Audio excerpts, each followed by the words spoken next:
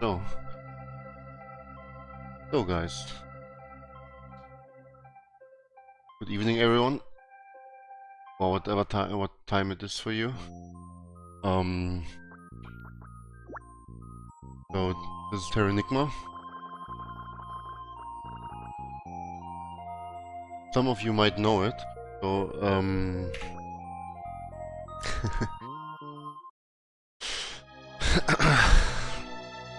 people from the US might not know the game, since it has never been released in the US, unfortunately. But yo, let's start here. So this is Act 1. Game has 4 acts. You're playing this hero arc.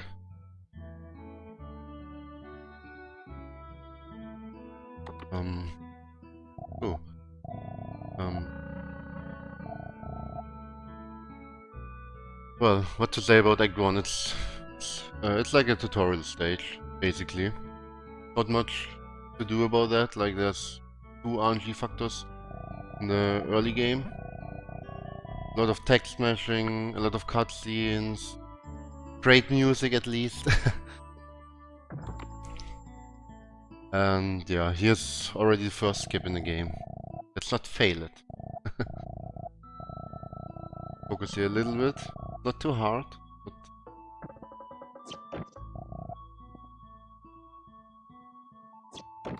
there we go. Not a difficult trick, but if you miss it, it's a reset. It's like 30-40 seconds time loss. Not sure about that. Usually you would break the door and the cutscene would start. Everyone would be making up excuses, like, but they have to leave suddenly. But yeah, by leaving the door we can skip that. Now we are here. Finding Yomi. Our guide for the rest of the game, most likely. Even though we don't need a guide, since this is a speedrun. But yeah. He gives us introductions here, like how to use the menu, what to do here. The red chest is our spells, which we are almost, except for a few exceptions, not going to use, since the magic in this game is not really great. Casually, the magic is okay-ish. But in the speedrun, we basically use 2 spells only.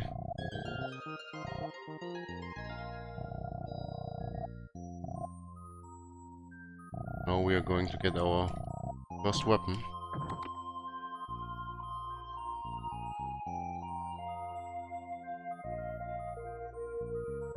Like there are 5 towers in the beginning. Like tower 1, 2, 3 are not too hard, but tower 4 casually is like extremely difficult because there are so many ways. I mean, you will see it later. I don't want to spoil too much.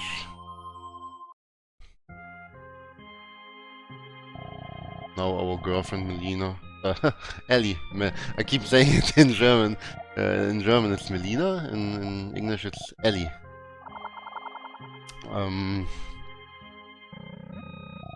Now since we've opened the box, every one of us, except for Ark, Yomi and the Elder, are Chris's. Or frozen.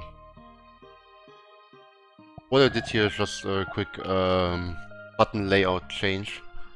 Since I'm running on console and not on emulator, I have to do it like this. Because I'm not comfortable with the standard layout.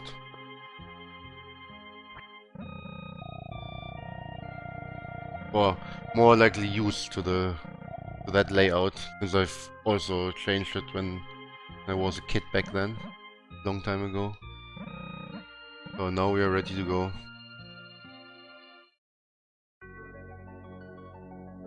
Here's some nice Mode 7 effects.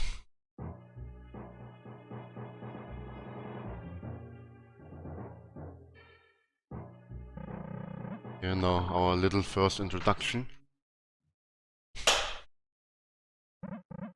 Like he's telling us like, oh, this is Tower 1, 4 more ahead of you.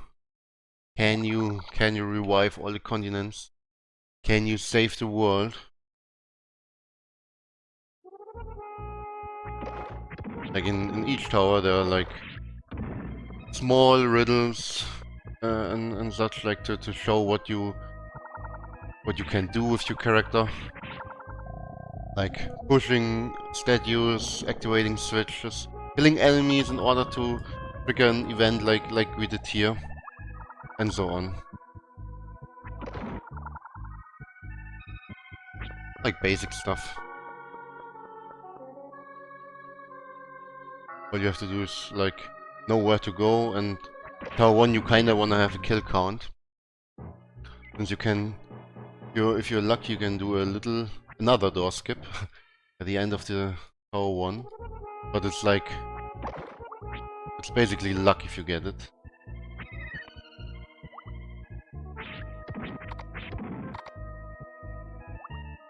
Let's see if I'm lucky with that fight.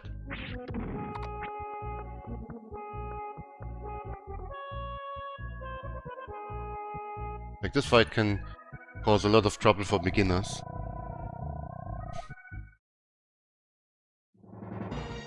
Wanna do it fast. I'm not having the greatest RNG here.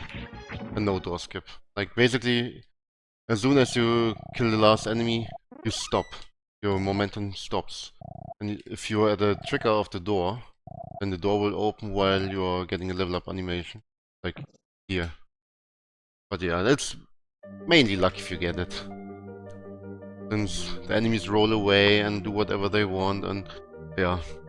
And especially since your movement stops right when you kill all of them. So, some of you maybe know this is a trilogy game. Like, this is the third game. Game number 2 was Illusion of Gaia, and game number 1 was Soul Blazer. And well, here are the so-called Act 1 cutscenes. After each tower there's a cutscene of like 1 minute 40-ish. We have to go through since there's no cutscene skip or anything.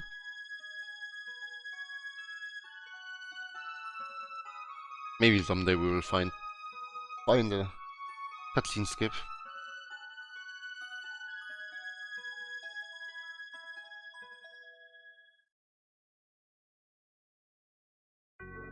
Oh, continent after continent is going to get revived.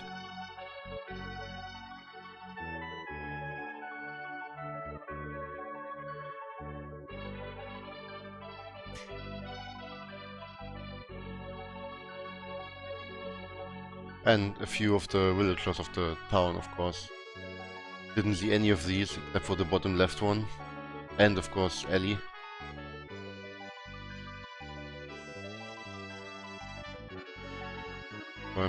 I'm still thinking about what I'm gonna do.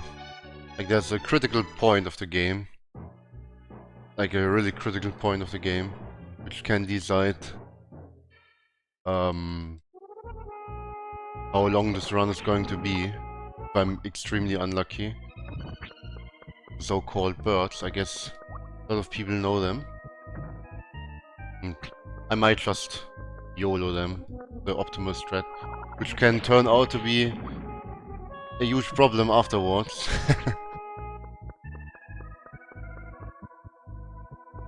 But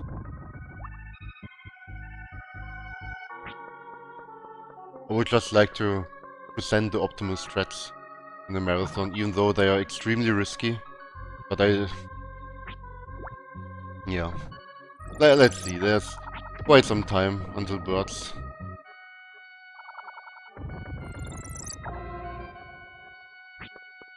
Now here, this is Tower 2, like some riddles like pushing statues, like pushing buttons, not much. Like, you know what to do, this is like shortest of all.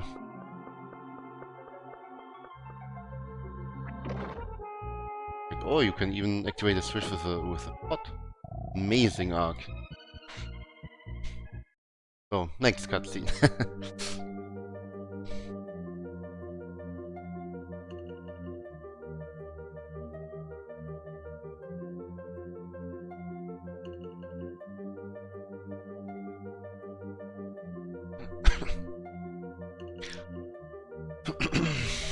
So, now the next tower, like one of the two RNG parts in Act 1.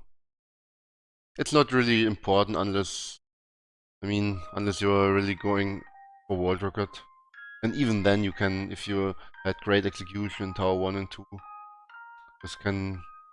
this game has so much RNG in general. I hope the game can be a reset point at Tower 3, but rarely. Very rarely. Unless you get, like, really the worst RNG. And since this is a marathon, I guess we are going to get worse RNG. Let's see.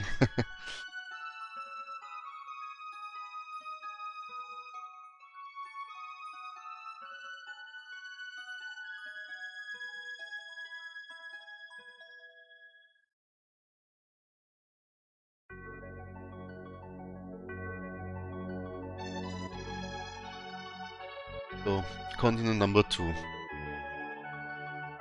As you can see, the world map is a little bit different in this game.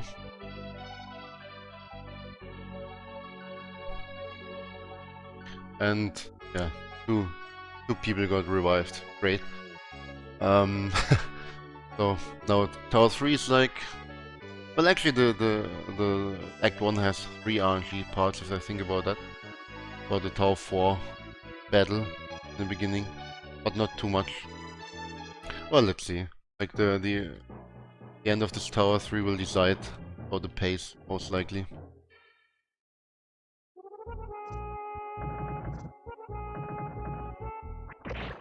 Like there used to be a rumor back then when I was a child, and also even today, like saying, oh, when you stand behind the cadet, then it will be always the right one. But let's see if this works. I'm gonna try it for you guys. Also here, like a little puzzle activating switches to create a bridge, and yeah, we don't need that. We don't want that. That would take a ton of time.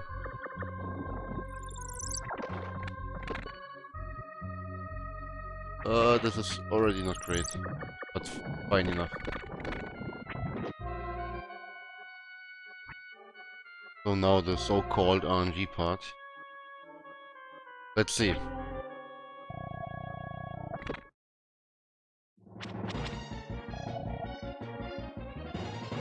Ah, it did not work standing behind him.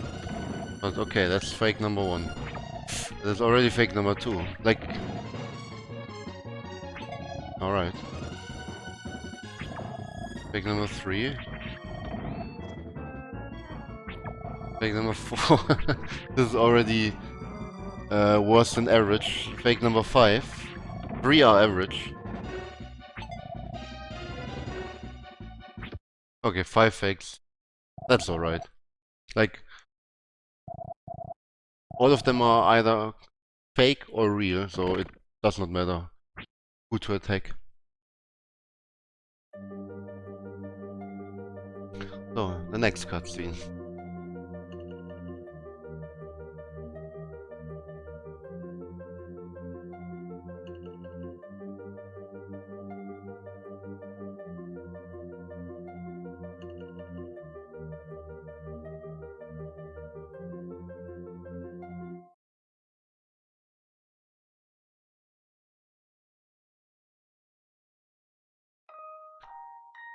It were 5 fakes, which is still okay. Let's see how the Tower 4 fight goes. Let's see in general. This game has so much RNG, like one really critical point, and the other RNG parts are like, no, not too much of RNG. Here and there a little bit, but like the birds is the main part, which decides both fate of this run.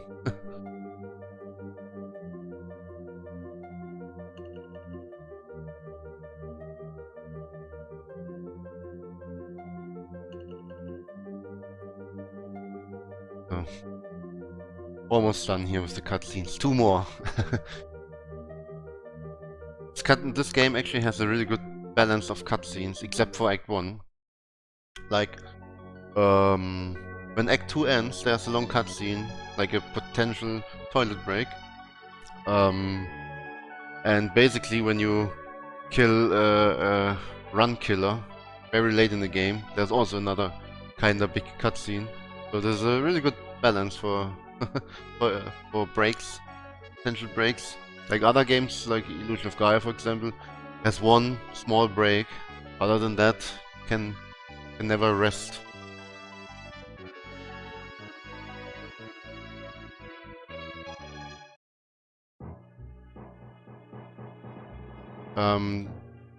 No extra continents will be revived in the category, in none of the categories so far.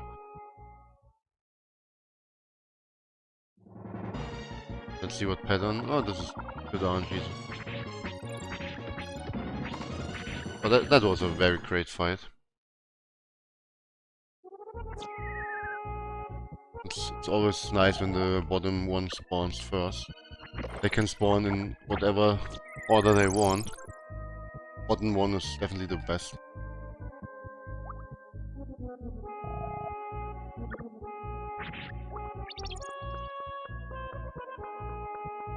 Here, as I said, Tower 4 is extremely difficult when you are playing casually and you have no idea what to do, since there are four holes you can jump into, a lot of doors, a lot of ways. Even a key item is in here you really need, otherwise you can't progress. But when you know the way, it's also a pretty quick one.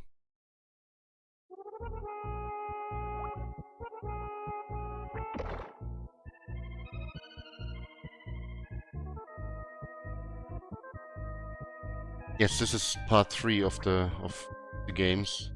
So Blazer is number 1, Illusion of Gaia is number 2.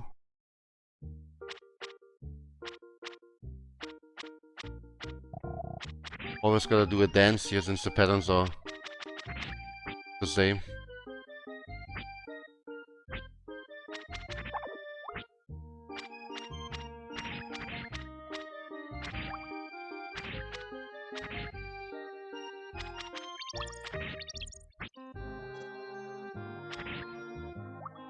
They try to interrupt my dance. The enemies are brutal.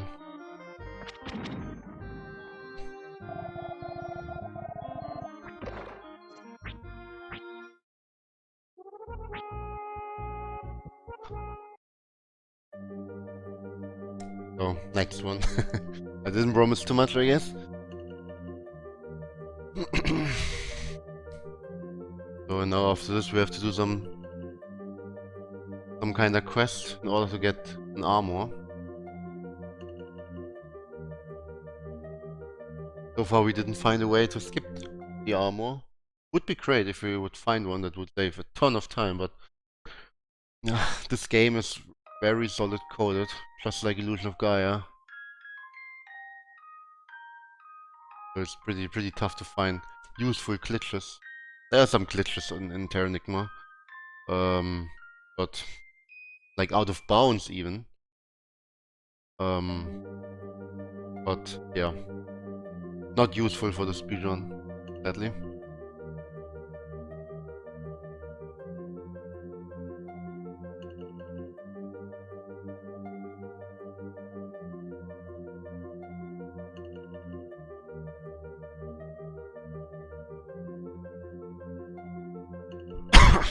Oh, sorry.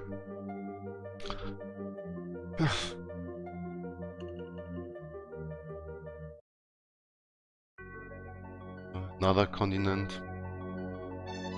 One more to go. The 2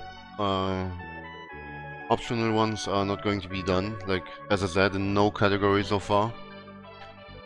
Since there's no real Hundo category of this game, there's a Magic person category for this game and a No Birds category. The Magic category is kinda Hundo, but just kinda, since you cannot collect all armors and all weapons. Like there's simply not enough space in the inventory to get all of them. Which is sad. But yeah, what can we do? So in the end we would have to crush some weapons to make space.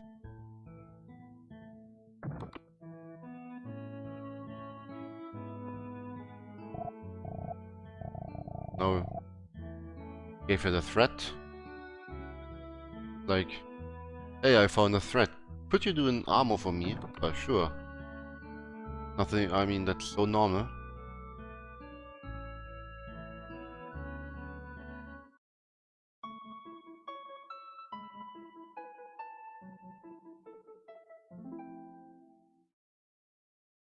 And well, now, always go to sleep in this game. You don't know what to do. Just sleep. It helps most of the times.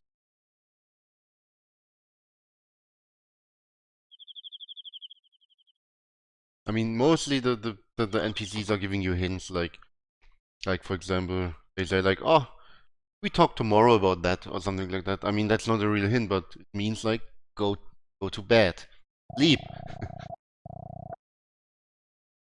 Or tomorrow, this and this will take place. Go to bed.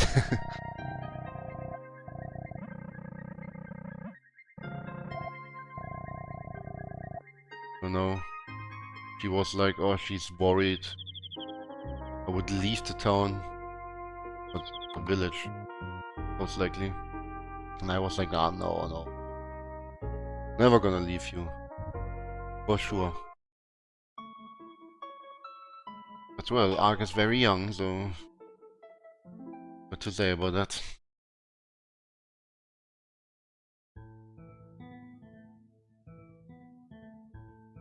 Now, time to get our armor. Basically, the only required armor in order to complete the game. I mean, we are going to get one more armor later on. Actually, two armors. I think I will take the safety armor just in case. It's not a huge time loss, but a very good safety. Like an extremely good safety.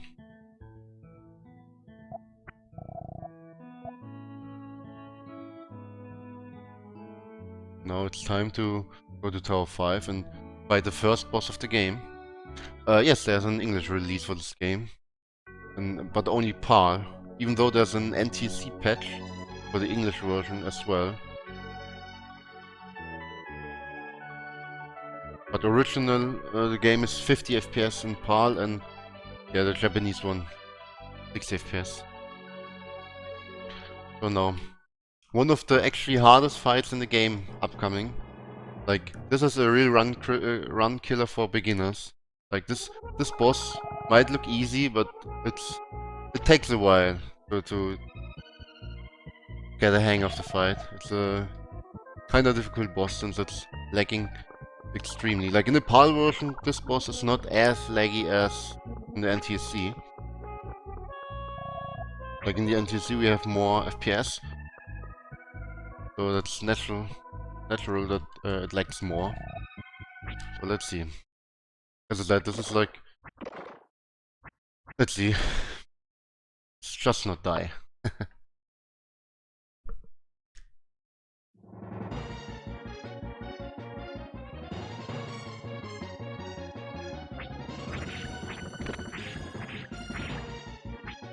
That is not great.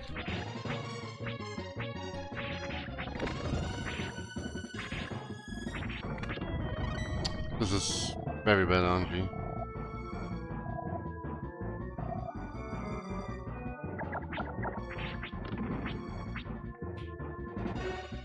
Also, you wanna stand exactly in the middle room. This will force him not to do the sting attack, which will also reduce lag. And oh, that's a great level up. That's kinda RNG. You have more than 3 fakes, or at least 3 fakes, you can do a level up before he dies. And if you are inside him during that, you will do additional damage to him.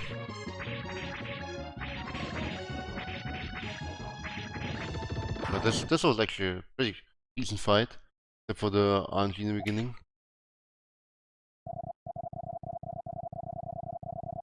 As I said, this is a real run killer for beginners. Like, this is way more difficult than it looks. But once you get the hang of it, you should never die to him anymore.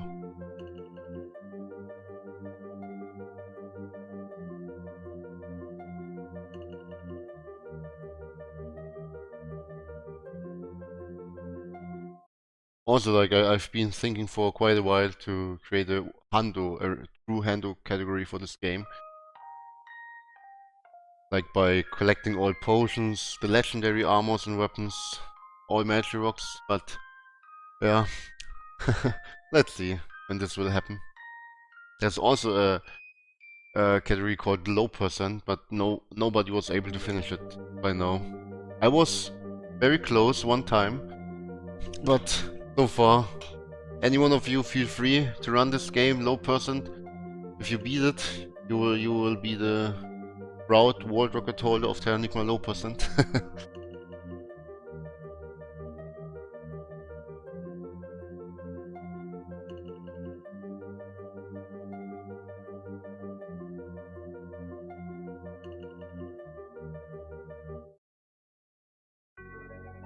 So, now, Act 1 is basically over. Just gotta say goodbye, and then enter the real game. No more tutorial stages.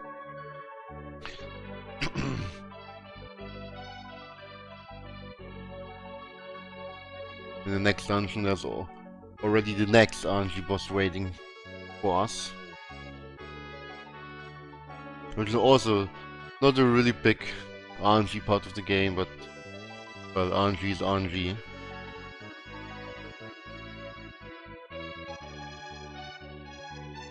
For top times, this upcoming boss can be so annoying. But yeah, let's see. Let's see if we get more marathon luck.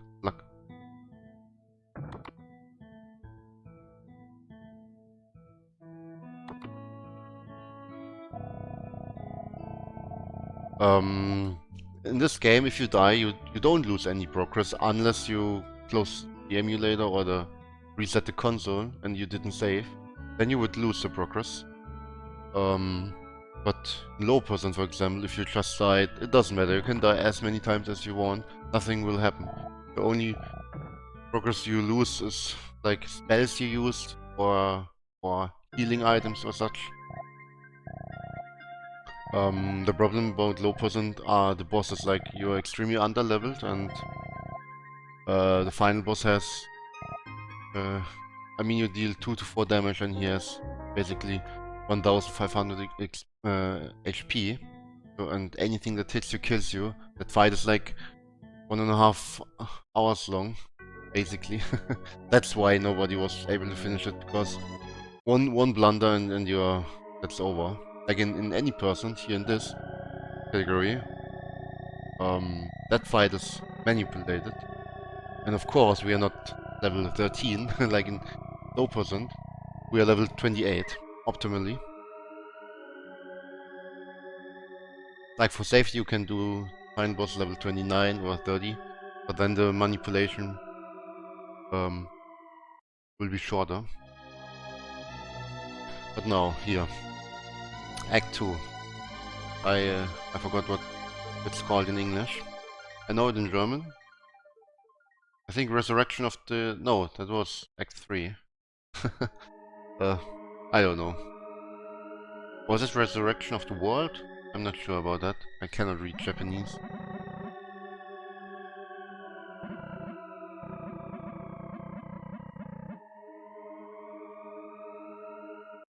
Also, what I want to mention is that text matching in this game is really simple compared to other RPGs.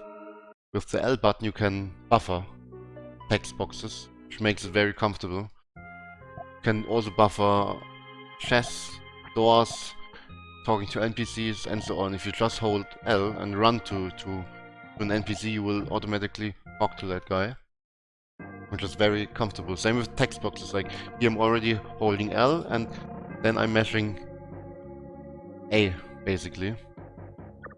So, even though the speedrun is kinda long, Mashing is not a problem in this game.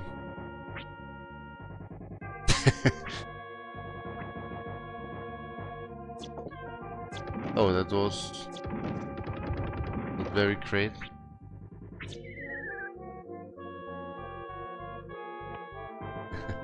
That clip. I will never forget this moment, since that was basically the pace of my life in Metro Crossing. That was the best pace you can imagine. But I missed something.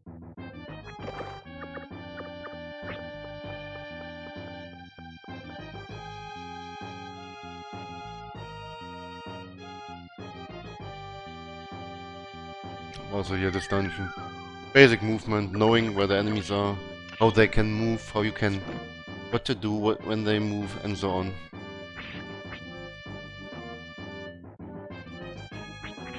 Here, let's pray for a 3 cycle. Ah, we would need a crit for that.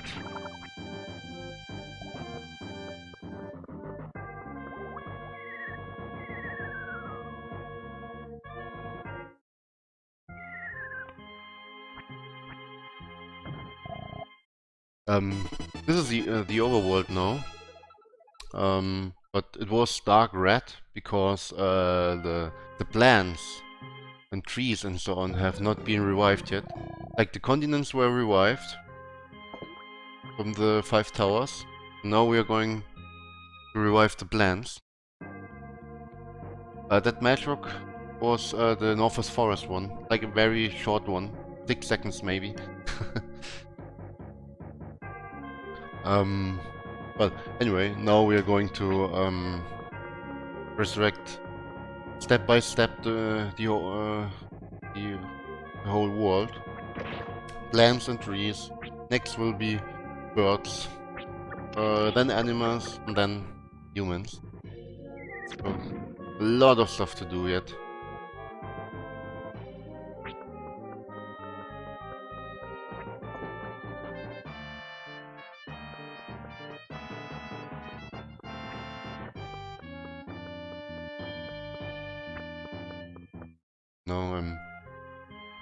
Now I'm gonna pick up an armor, which is the best safety in game you can take.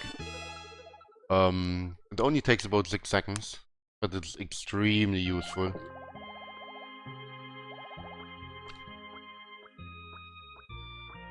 Like usually I do not pick it up. But hey, this is a marathon.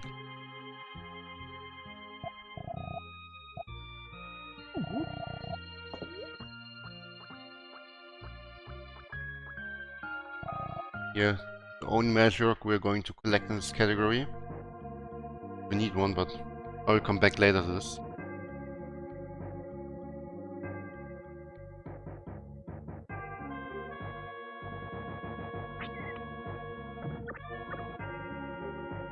That basic movement, if you always do the same speed, you will not get hit most likely.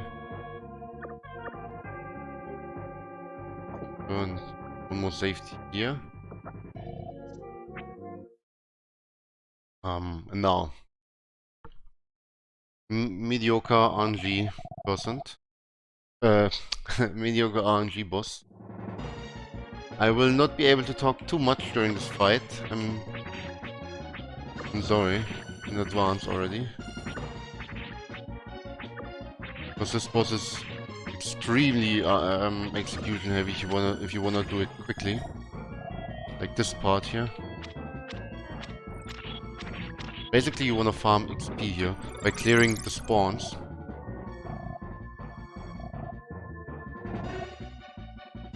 They are all one-hit and grant a lot of XP. You always have to keep track of what he's doing, not slicing into him.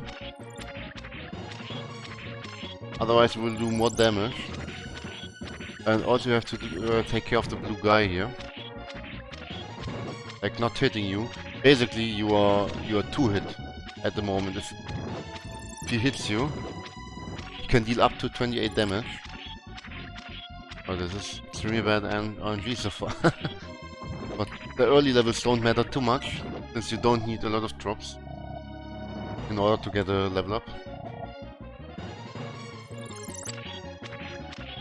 basically, optimally, for the best route, you wanna end this fight level 10 and 3 additional drops. If you take a safe way, you even can go level 11.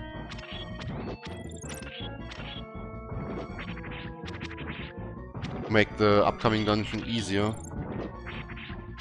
Because levels are everything in this game. One level makes a huge difference in dungeons, on bosses. Oh, this is going very terrible so far.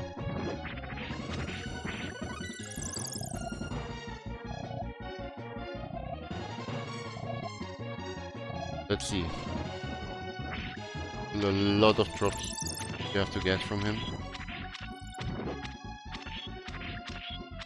But he's not cooperating so far.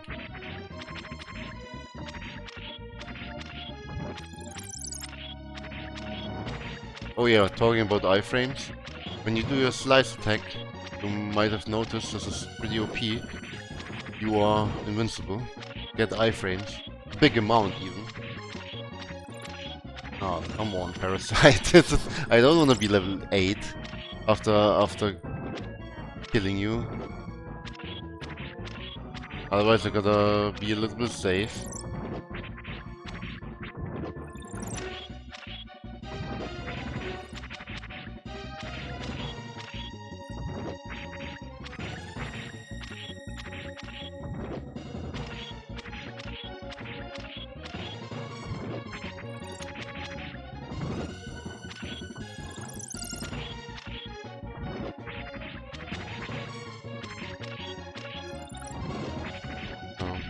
I should get my level 8 soonish.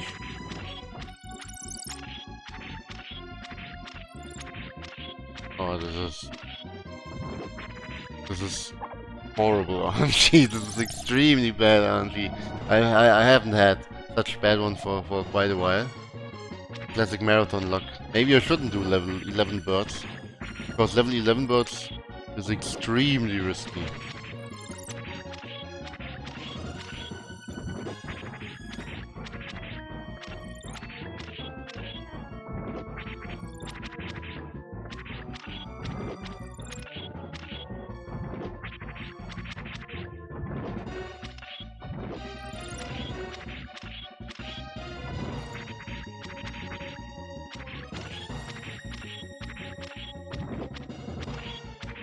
Oh, come on, Parasite. From now on, be a buddy. That would be nice. Not like this. We wanna keep him alive, by the way. Like, he has 110 HP, and you wanna do... Like, basically you wanna kill him when you're level 10. Then it's fine. But before that, that would be not as great.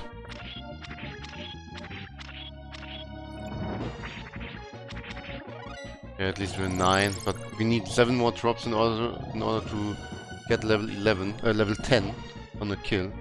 So at least 7 more drops. That would be nice. Number 1. Number 2. Number 3. Oh, that's my boy.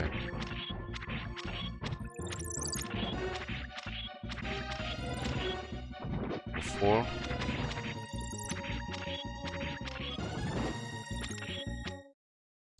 Well, I guess that's not my boy. Seriously, that was horrible RNG. Wow, this is amazing.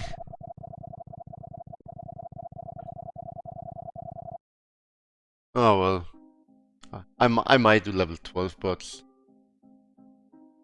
Like, if this RNG continues, so far I had really way worse than average RNG, and if that continues, then I would crit at the bird level 11. That would cause a lot of trouble.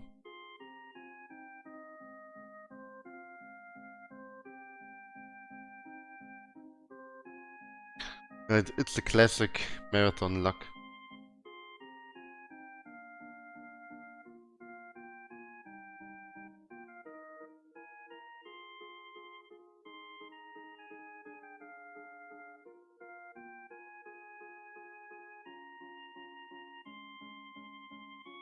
what happened? The boss died too early. Like he has 110 HP, but it's not worth waiting for drops. It's really not worth it. Like we used to count when we did level 11 strats on him, but in the end we calculated it and it's not worth it to wait. So basically just step and hope for good luck and do quick clears of the spawns. But yeah, he gave me almost no spawns at all, which is very rare.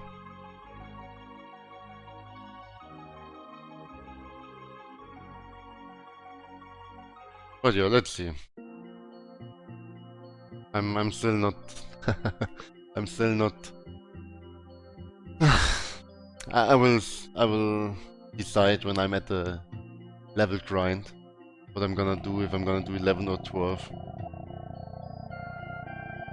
Maybe you guys wanna decide. Like marathon safe would be level 13. Starting the fight at 13. That would be fine. Like not much that can happen. But that costs additional time, of course.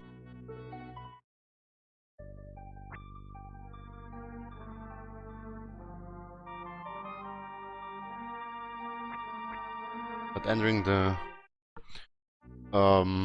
next dungeon, level 9, is really bad, since level 10 is already not very great. I mean, for the game basically, since you cannot kill a lot of enemies, but level 9 you can't kill any enemy possible. And I'm still kinda far away from level 10. But the next grinding spot in this dungeon, before the boss. And then the boss is the huge grinding spot.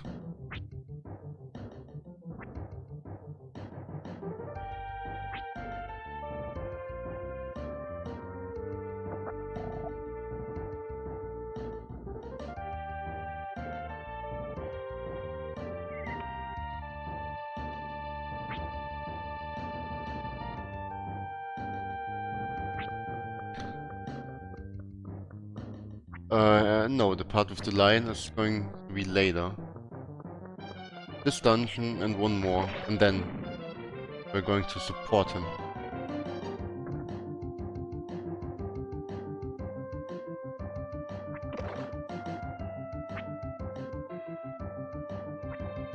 So now we're going to get a weapon. Also one of the few weapons we do have to get in order to complete the game. Because required for this dungeon and for the next dungeon, and then never again.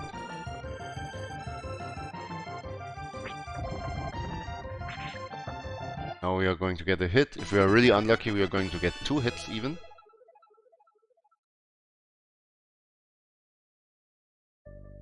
And we are not very unlucky. Only going to get 1 hit. Unless I struggle.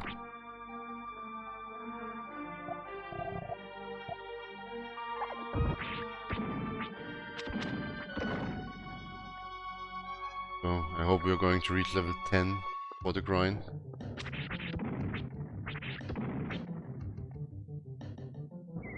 Yeah, not even gonna try to kill this guy. Level 10 is already 3 out of 5 chance to kill him, and level 9 is I think a 1 out of 5 chance to kill him.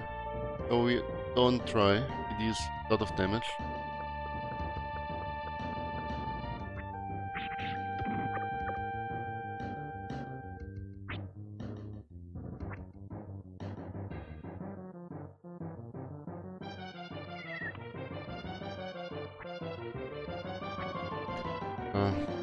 A lot of basic movement, not much to do here in this dungeon. Not many riddles. Here's the main part where we need this weapon, or we cannot press.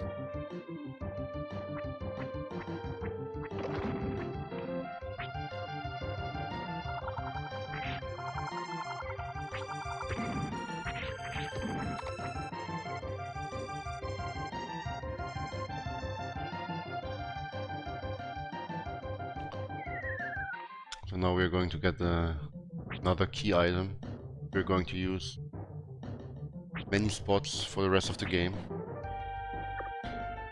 I just hope I don't get a level up in the next room. Oh, thank God. Because the next room can be a little bit annoying. Since, there are Quakers in the room and they are going to crush the floor. You're not fast enough. And the level up, of course, would lock your movement for a while.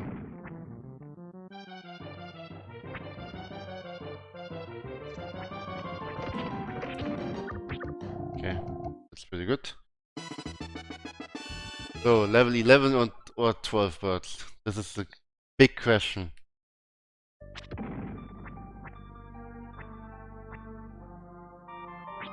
I guess I'm going for 11. I'm going full YOLO.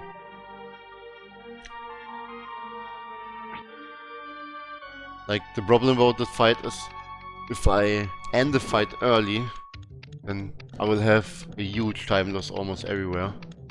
Because I will end up under-leveled. And if I end the fight early, it's not in my hands, basically. Like, if I crit the bird, it's over.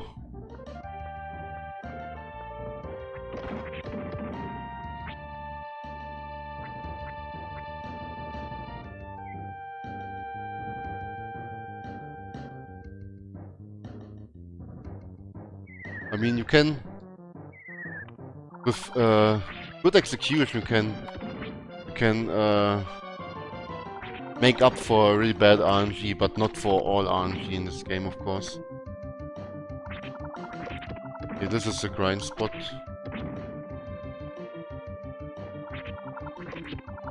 Like, entering the bird fight, we wanna be on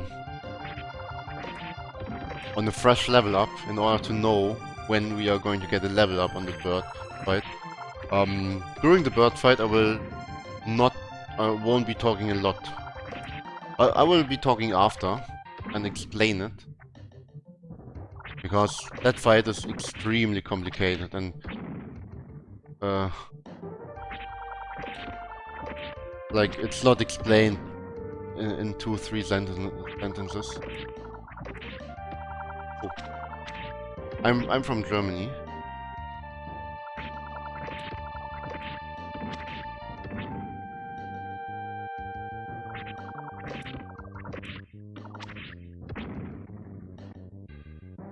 Yeah, I'm going for level 11 birds. Full YOLO mode, guys. Don't blame me if I get a crit. Full YOLO mode. I hope the estimate won't die. If I if I get a normal fight, everything is fine. Full YOLO mode. I hope the admins don't hate me if I get a crit.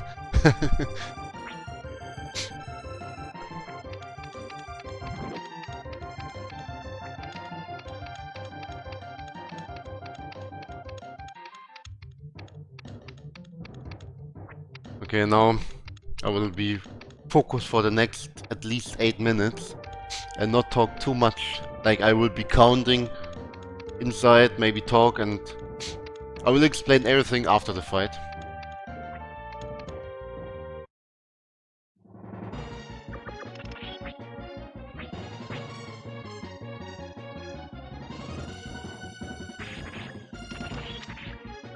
$61, that's good.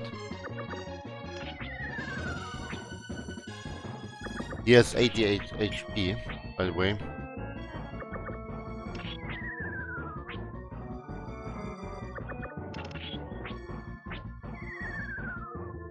And now we want him to dive, since we prepared damage.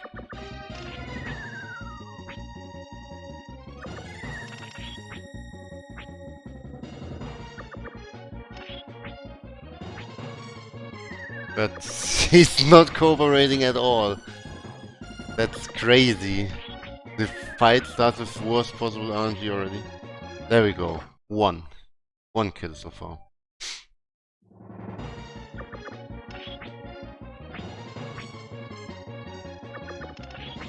$25, very high damage roll already.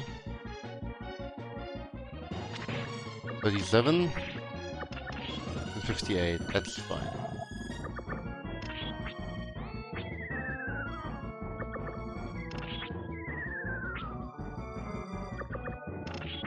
please. Here, buddy. Kill number 2, setup time. Now, this is the tough part of the game. Fight. So precise. 41, this is horrible. This is very bad. This is very bad. 41. I need to hit him one more time.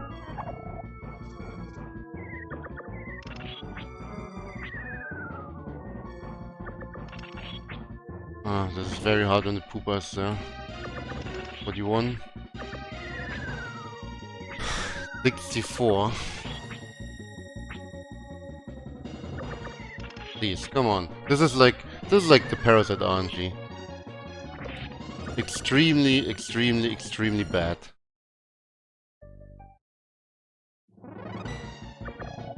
Like, he's like 3 minutes basically for this kill is like already 1 minute 20 behind in this fight already. 34, that's fine.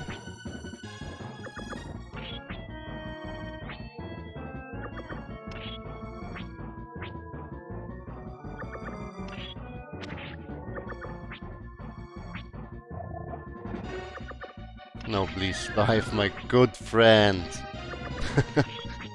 Oh, this is horrible. I wish I would have done level 13 birds now.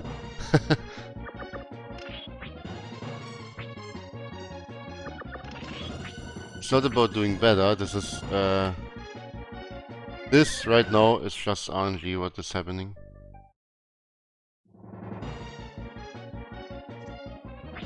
.34 is fine.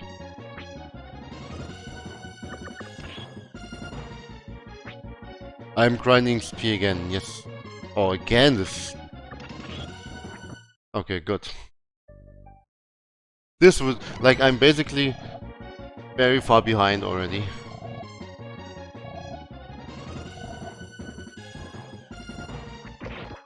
Number 1.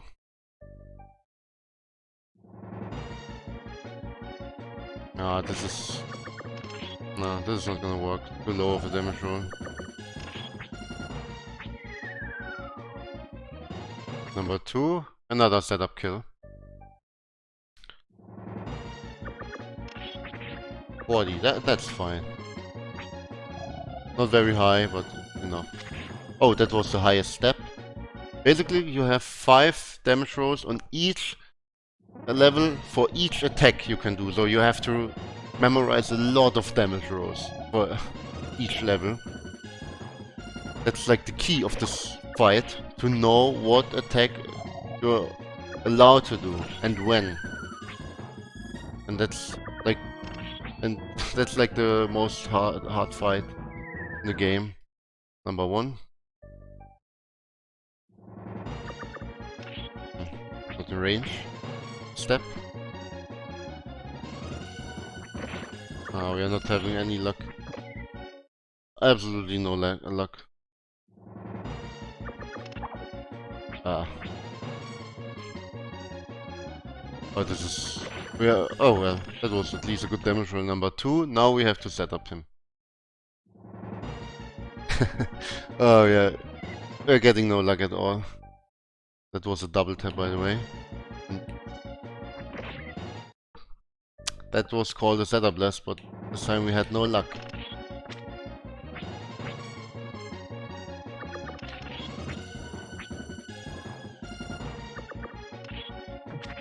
.37 is fine. If I don't crit, it's all okay. Like, this fight is a lot of RNG and a lot of execution. Like, in this fight, with great execution, fast decision making, and so on, you can make up a lot for bad RNG. Oh, is this gonna kill? No. This is... He had 2 HP left. This is... Oh, and he insta-dives. But this can work. Okay. The game hates me today, yes. Like, 5 fakes. Bad Shadow Keeper, very bad Parasite, and now this.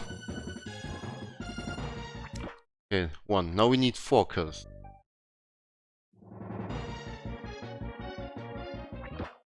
2. No, it's not the birds. This is unexceptional bad RNG. Like with basic RNG, you can always get a 333 if you play well enough. Seriously. Like, this is really unexceptional bad RNG.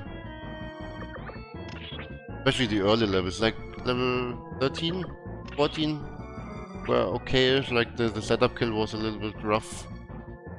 Okay, now setup time.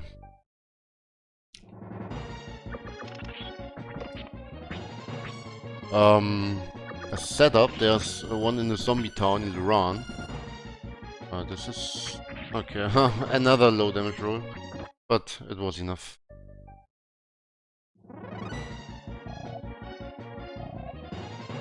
Please no mid dive, I'm not gonna take any mid dives here. And starting level 16, any slide will kill. Like that attack I just did, which is very nice to know. You don't have to prepare damage anymore. 2 kills.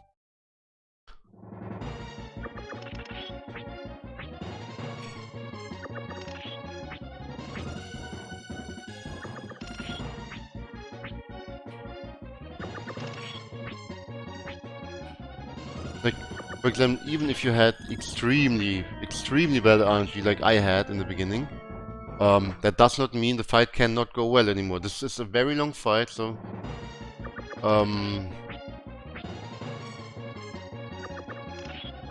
I got him, nice. This is a very long fight, so...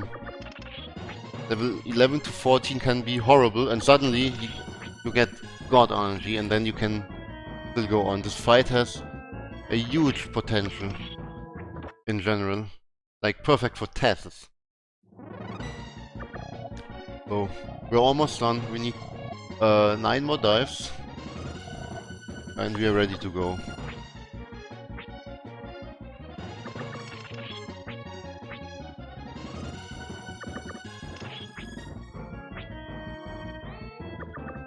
Just 9 more. And I'm happy everything went okay. Like, it was not a great fight, not great RNG. I struggled here and there as well. But we had no crit so far. I mean, we can still crit. Number 1.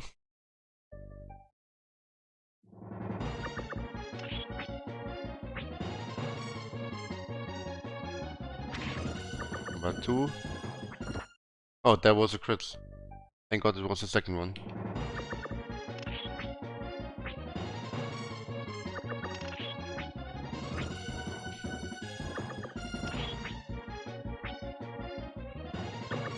Come on, my friend. Here, buddy.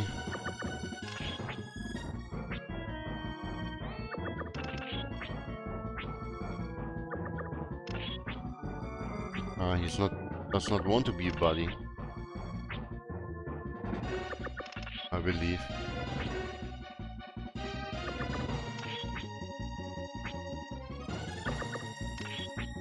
Oh no, he definitely does not want to be a buddy.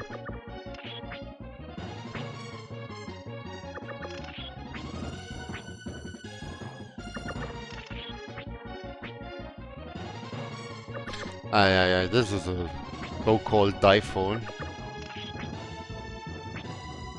Which can happen rarely. Let's get hit. Maybe that changes the RNG in a positive way, but guess no. There we go. Okay, now setup.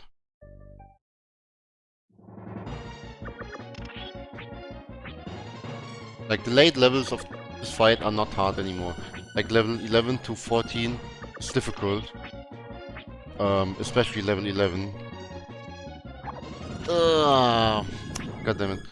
Talking during this fight is very hard. Like, that was a setup less. It's pretty precise. But when you bonk into him, because you do not expect it, then, yeah. It would be risky to do a setup less then. Oh, come on. This is...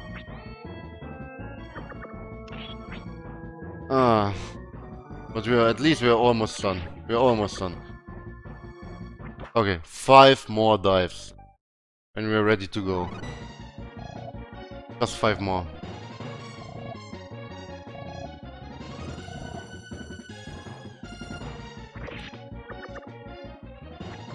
1.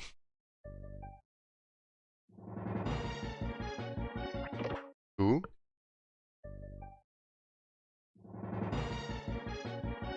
Of course, now he's like, oh, sorry. 3. He's very sorry. What? I pressed. Oh, I hate this.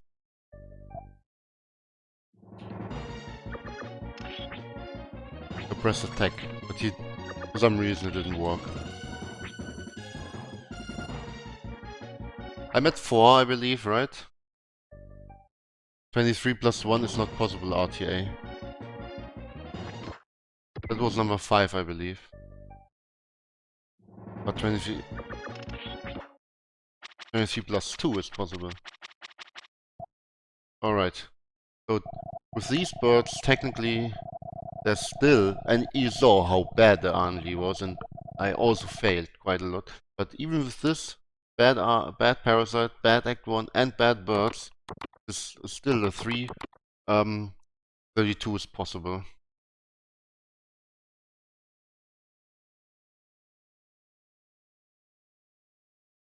Even my best possible time says even 331. Almost a 330-ish is possible. But let's see. We're finally done with the fight, we can go on. So, what to say about this fight? RNG heavy, very execution heavy, very hard fight to do fast. Like taking every dive optimally. You have to have a lot of knowledge about the fight in order to do it well. Otherwise, things will look like bad RNG, which actually isn't bad RNG, and so on. But yeah. Thank God we did not crit. We YOLO'd and we got rewarded. Basically. Now the second glitch of the game. It's called the Wind Cave skip. Very minor skip. Saves about 15 seconds, 15 to 20. I've never timed it.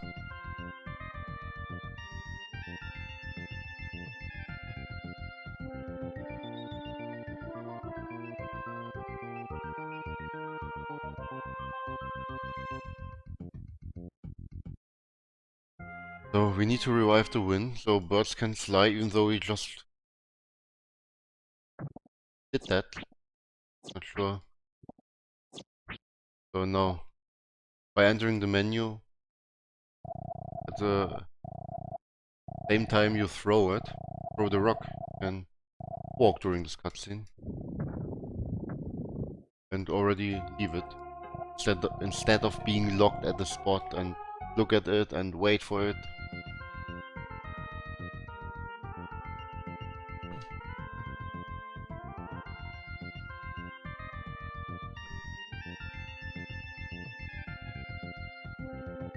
And yeah, now it's time for next dungeon called Zoo. Well, almost. First we gotta talk to our bird buddy first. The king bird.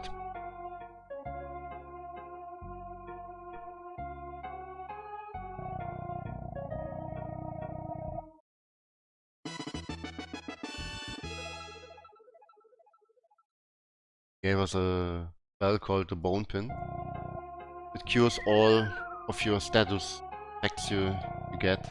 Like confusion, poison, curse, whatever. It will cure you. Hopefully we are not going to need it.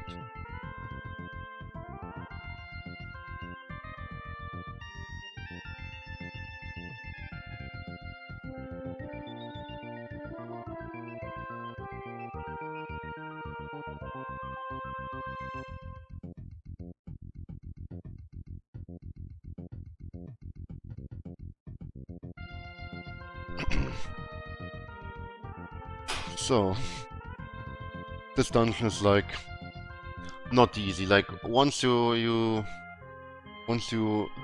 reach level 18, you are massively over leveled for the next 2 dungeons. And well, if you take the escort mission, the line for the next 3 dungeons. That means you one-shot everything for quite a while in the speedrun.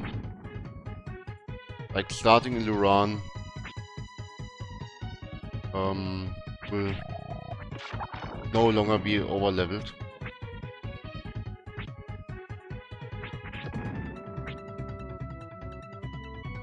All you have to do is you have to know what enemies you have to kill in order to progress.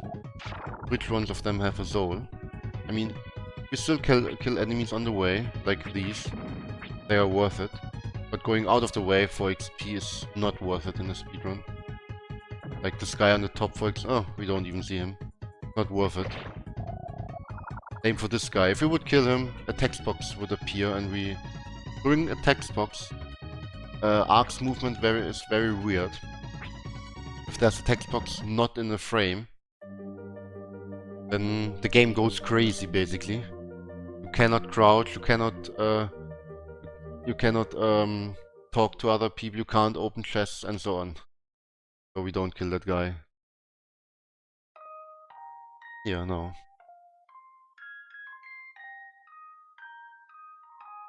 Number 1.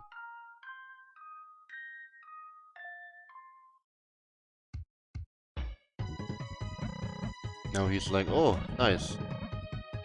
Got some cress here. Some green. And if we make more green, the animals will return. Something like that. I don't exactly know. My Japanese is not too great. And now he's like, let's go. Find the other souls.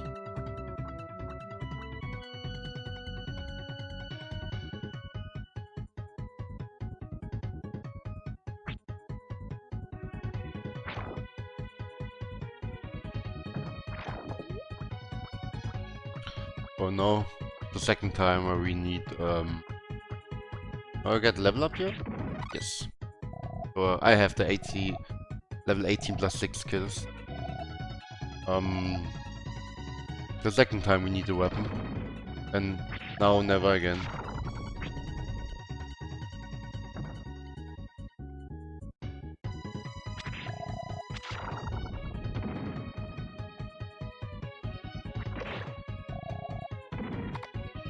Oh, now we gotta do a little deboost here, which is even intended from the game.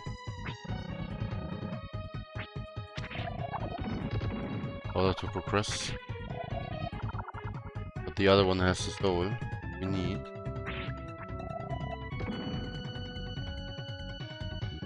Like casually, you think like you might have to talk to all of these, but no, just kill that enemy and that's fine.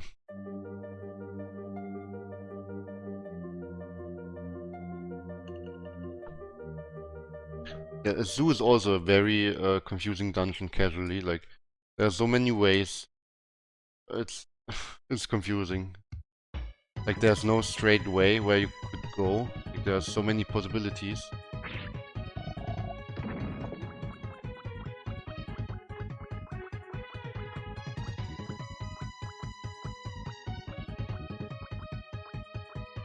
Well, since we've done that, water appeared.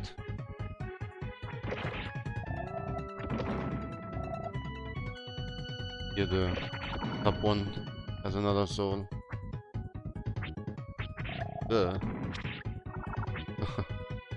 Tricked me.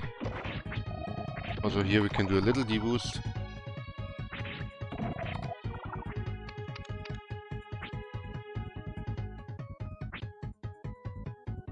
Always trying to take all enemies as good as possible on the way. A little bit RNG, depending on their movement.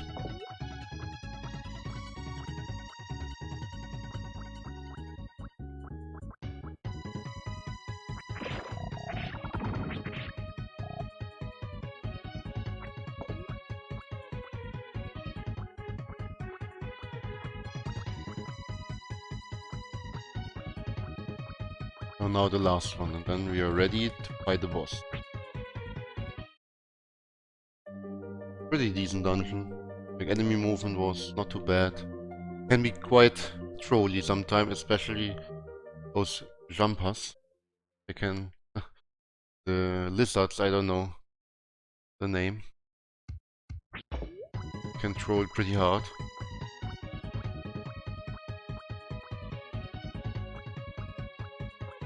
Oh, we need them back.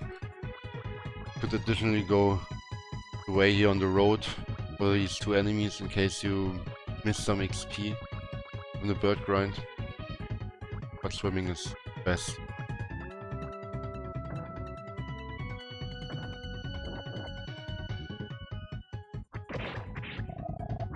Ah, he tricked me. Also this guy not going for him when he's going to the left. Now let's hope for good RNG. This boss can be a hard roll, but in a lot of cases, no, he won't roll. No, I will explain that later. Why I changed the weapon. Okay, that's it already. Phase 1.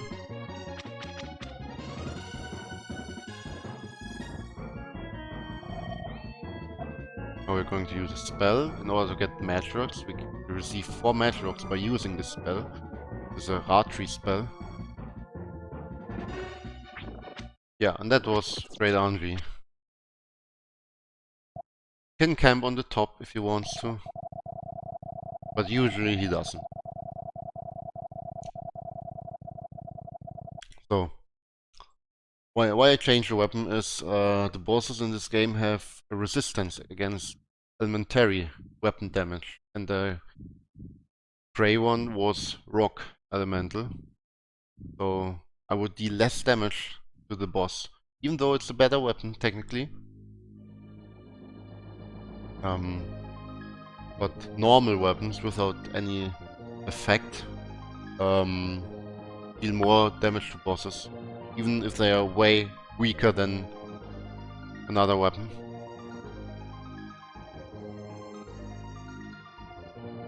And well, and the spell, we need to have 6 magic rocks, but basically 5 magic rocks. We need to buy 5 escape spells.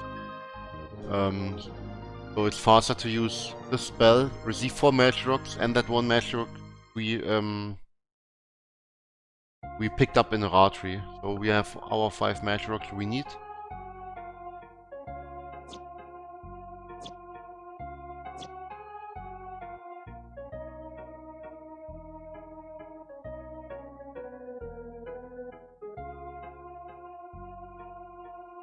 Now, escort mission with the lion.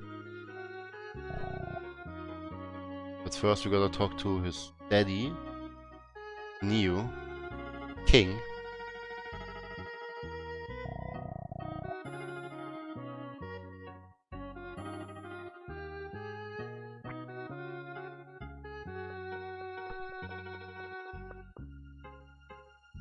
Like, this part upcoming is a little auto-scroller. Like, bad execution compared to good execution can make up maybe 15 seconds only, so not the end of the world. In the end, it's still an auto-scroller.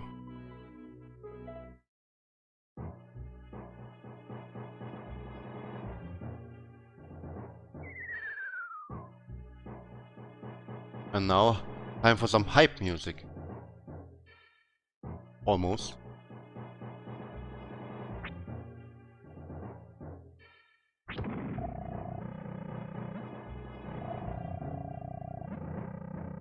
Better bring our friend safe through this dungeon here.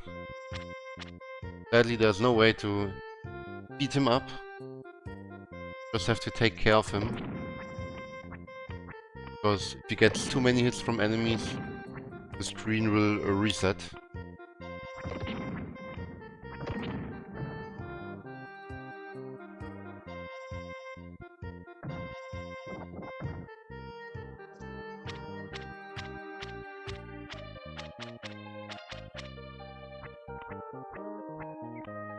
So let's go along with him, take his hand, or raw, whatever.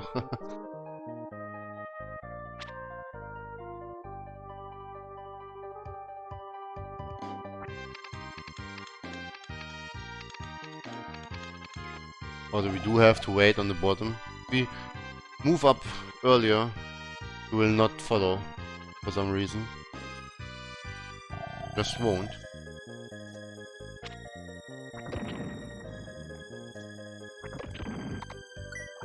Money drops would be nice. Not required, but would be nice. Since we need money later in the game. It's required for this speedrun to buy a specific armor very late in the game. In order to actually beat the game kinda quick.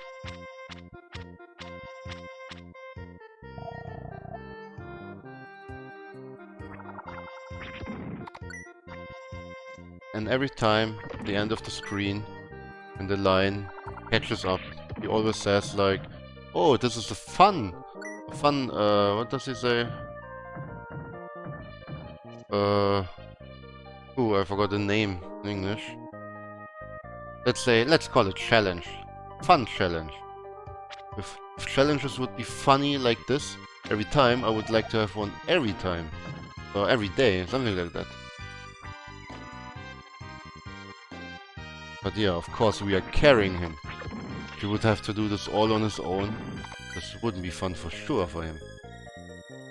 But he's lazy baby lion.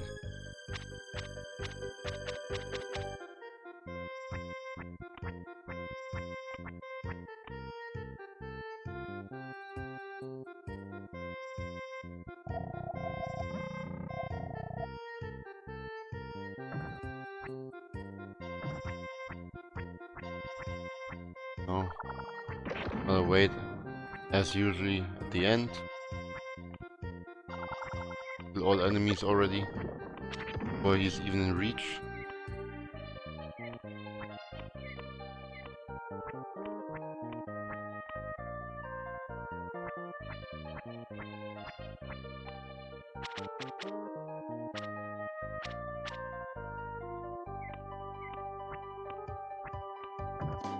So this is the longest screen of this section. Not quite enough for a toilet break. Also very risky to place yourself close to the end, close to the edge of the screen, because if you double tap on accident, you would reset the screen, because you do have to wait until he catches up. You enter the next room before he caught up, you will have to do it again.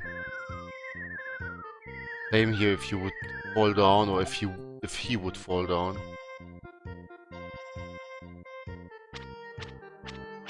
No crit. I did level 11 birds. Thank God, no crit. Otherwise this would be not as cool as now.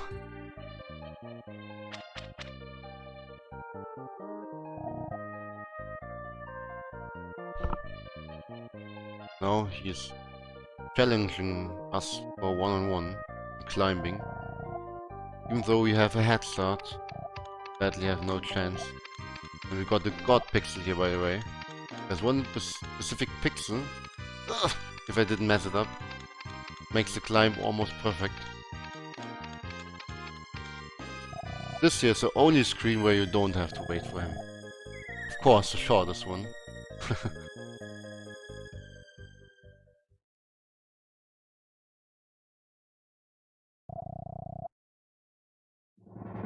So, this boss, let's call it boss, 6 times and he's dead. The trigger for the line is picking up the rock. Doesn't matter if you hit the slime guy later or earlier. As soon as you picked up the rock, the cycle begins.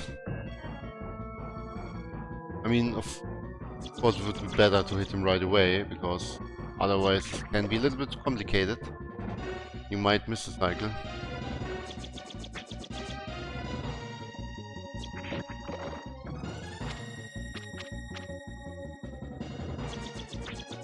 And that's it with you.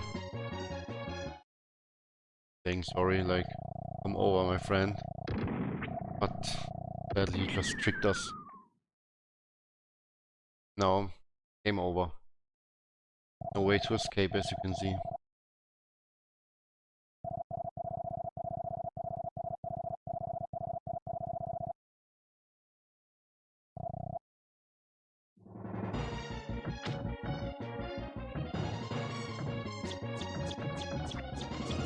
all we can do is here canceling the text box by just entering the menu. 5 of them in total.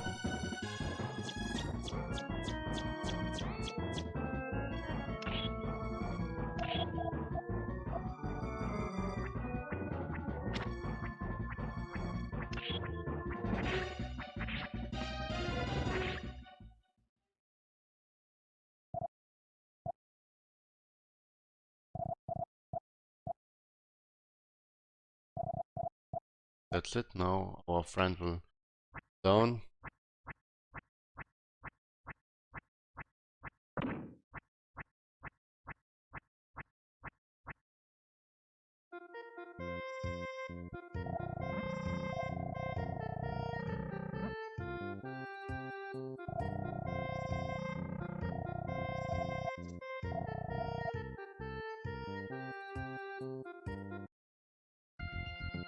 So now the Moth.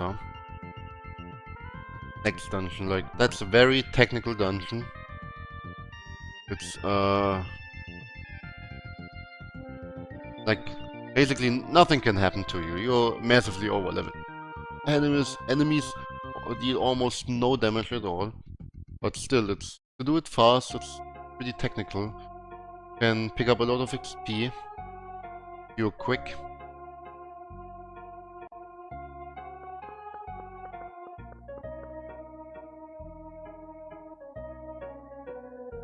Now, Neo is going to give us present. The most used weapon in the speedrun. Neo Fang. This will be the weapon we will kill all enemies with, except for the final boss.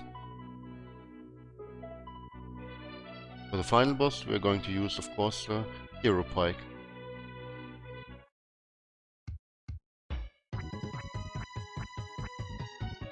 Of course, there would be stronger weapons, stronger non-elementary weapons, but all of them are kinda slow to get.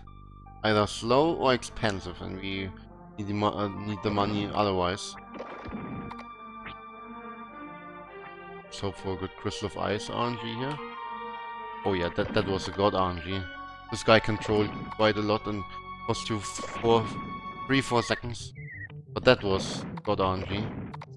Hey, finally we broke the bad RNG curse, I guess.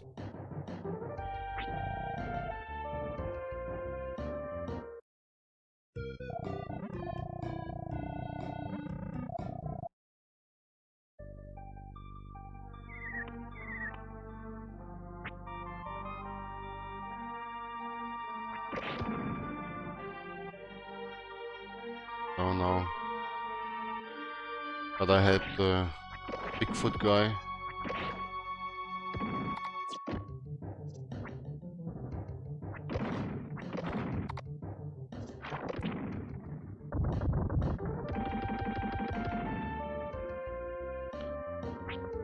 On the left there would be an armor we could pick up, but that's of course extremely slow. Not even worth it for as a safety. Am I getting the test movement? No. Close enough. So now we're going to equip Neo Fang. Great weapon.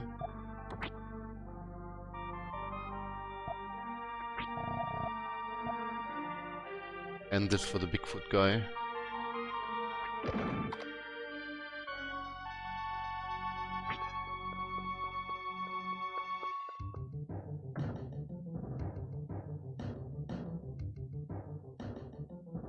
Oh, gotta backtrack.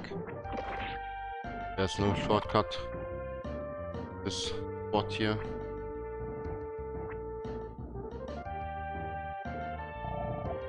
Game wants you to talk to him like in front of him, but we can also talk to this thing and that'll be fine.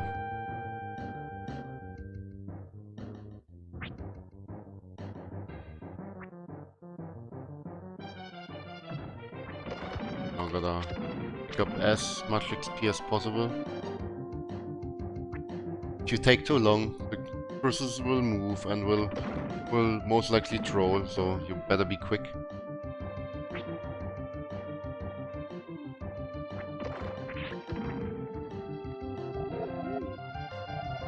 Also, what to mention is when a text box without a frame appears, like now, the wolf was asking for help basically. Arc's momentum also stops. Like when I'm running, the text box appears, Arc will end up walking suddenly, so you gotta remember that. There will be a fight later, but this is very important.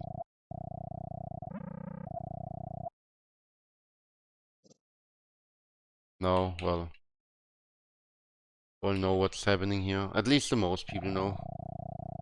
It's a very sad part of the game.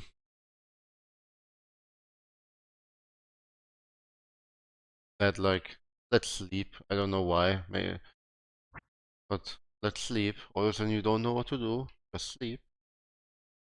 This guy here is more than just sleeping, but yeah, getting cold, and yeah, don't have a fur coat. Going to freeze. It's very cold, and the goat is offering some help, like warming up.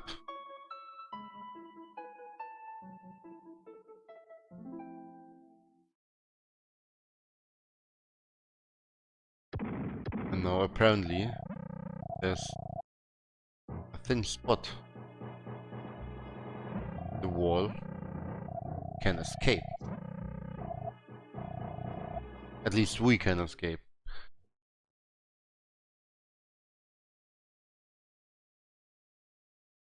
Oh, god damn it. I was sleeping.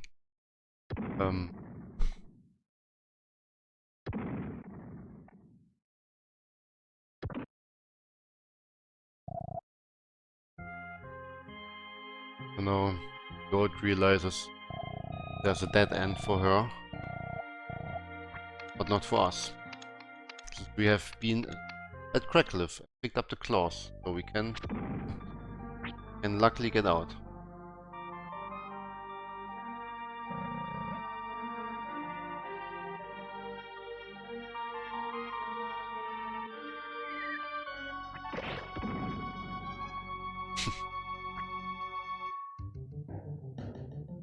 There's no real Hundo category of this game. It's called Magirock Person. Magirocks are the crystals, those blue crystals you can pick up. There are 97 in the Japanese version. And in order to get all the Magirocks, you have to spend all town. So this is basically the Hundo category of this game. And it takes about 40 minutes longer.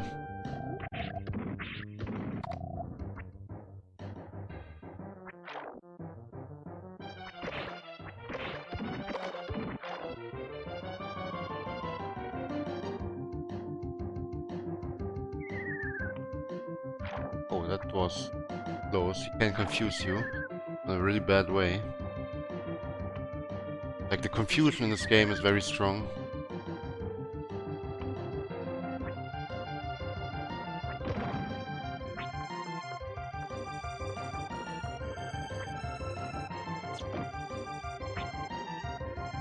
So now we are entering Dark Moth boss fight, which is also a lot of RNG.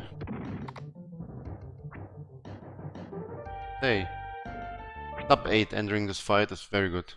So since we are over leveled as hell,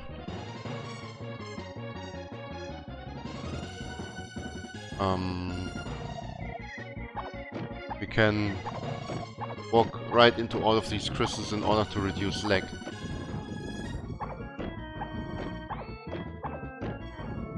Like 2 levels less or 3 levels less, they would suddenly deal 20 damage.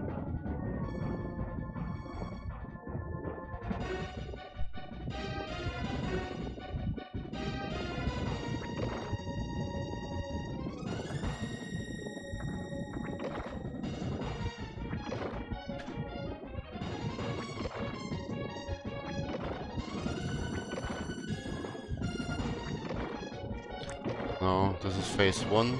Phase 2 is the catted phase, and that phase is extremely RNG heavy. That cadet can stop instantly, you can get a high roll, you can crit, you can troll, and take forever until he stops. The only way to hit this guy is by reflecting projectiles. Just going very well so far.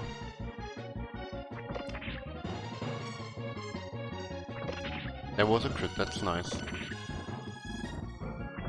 That was another crit, that's very nice. That was very good. That was very good RNG. But yeah, here we got a 2-cycle. That's the normal case. You would need a crit in order to 1-cycle him. So, wow, that was an amazing split. That was a very amazing split. It is even gold, and even without a 1-cycle. That's a goal for me. That's amazing. That's how good the cadet was. The cadet was godlike.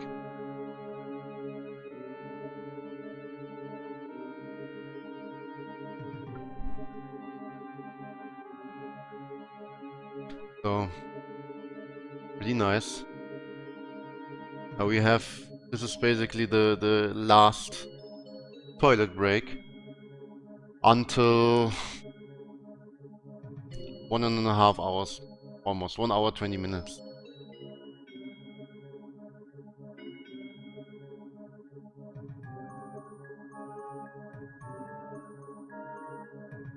You still be the game Madrock? Yes. In all categories you have to be the game. There's any person, no birds person, and Madrock person. But yeah, that was very nice. The cadet made the gold possible. It was my gold had the 1-cycle Dark Moth and 1-cycle phase 3, and that 1-cycle saves 10 seconds. And the cadet was even faster. I have never ever seen that before. It was crazy good RNG.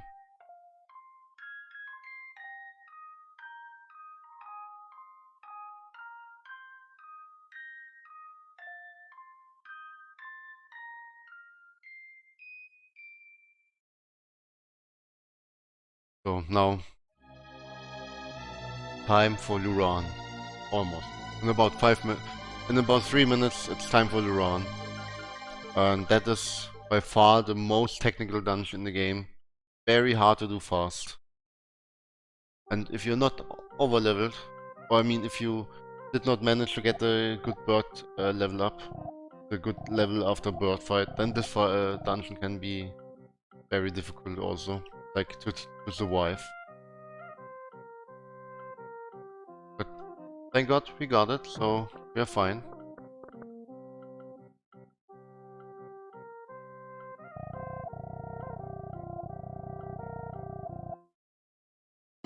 This is bone pin spell. We're going to have 6 total in this run. But we need to escape 6 times out of dungeons. Because it's faster than going the regular way.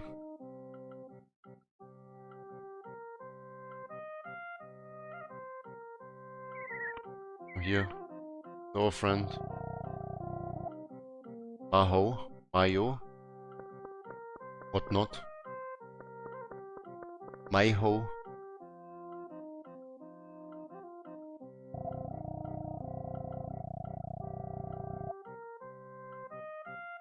Need to do a little job for him.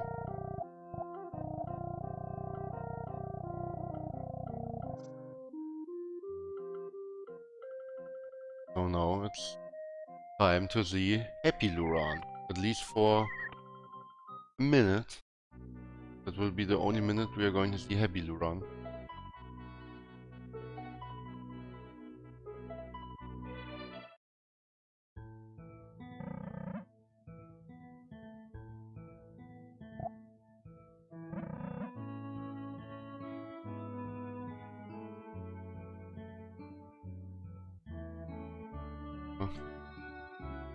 Now we gotta talk to a good friend called Tension.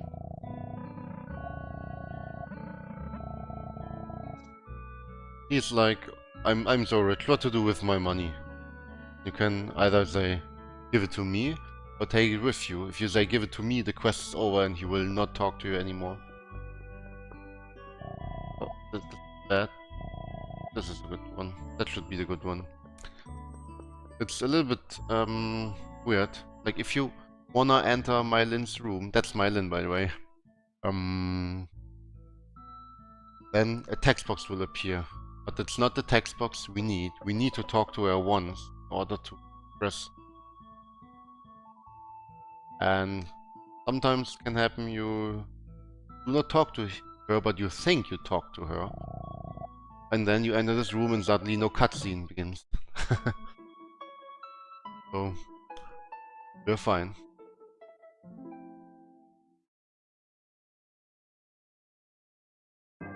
Time for Luran. That was a hell of a dungeon back then. Very confusing.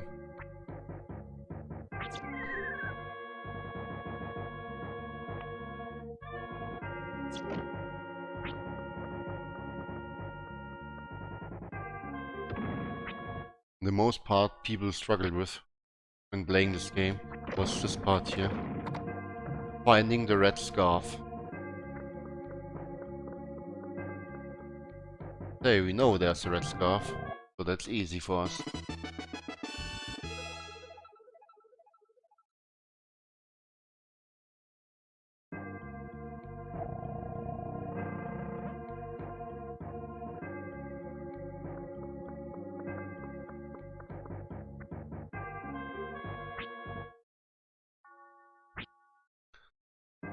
Oh no. As in every dungeon, we are going to take only enemies on the way. Anything out of the way is not really worth it.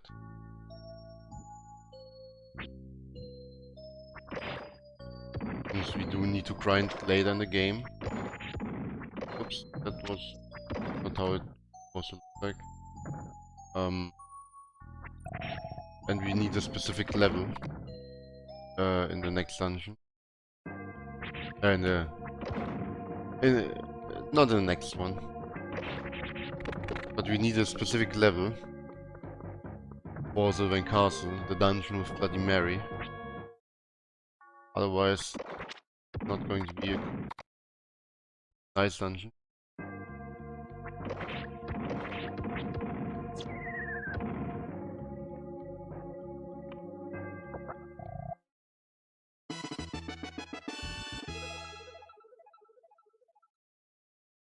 So we got the Holy Seal.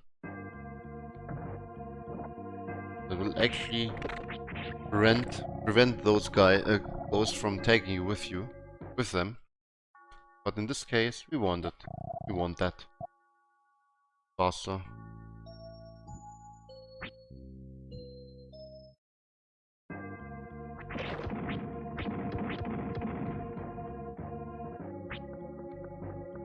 Because we need a red seal for this spot here. There's no way around it. Absolutely required.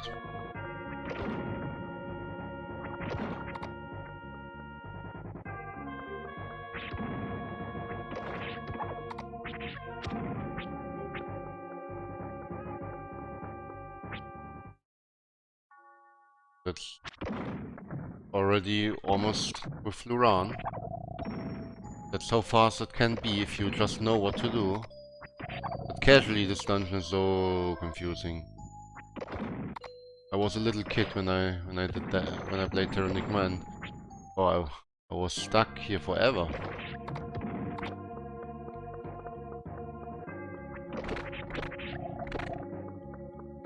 This here, by the way, is a backup grind. This is the grind we were talking about. This room with the 4 zombies. In case you do not get the bird XP, desired one. Or if you play no birds percent. Then you farm this room.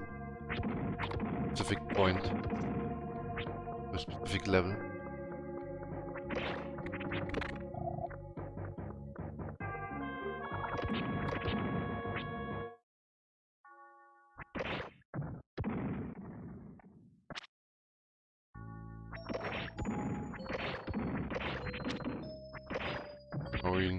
farm here a little bit, because they are all worth it. This is the money we talked about, like pension. He took it with him, so we were able to rob him, more or less. It's not nice, but we need it. If he would know, he would understand. He would say it's fine.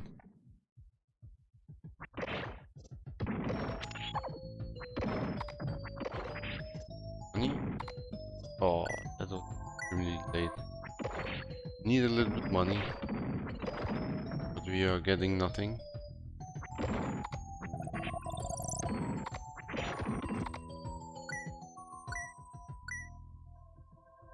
A little bit more.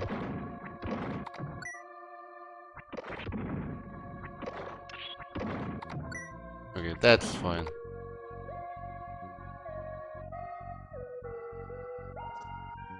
Ah, I was a little bit slow here. That's fine.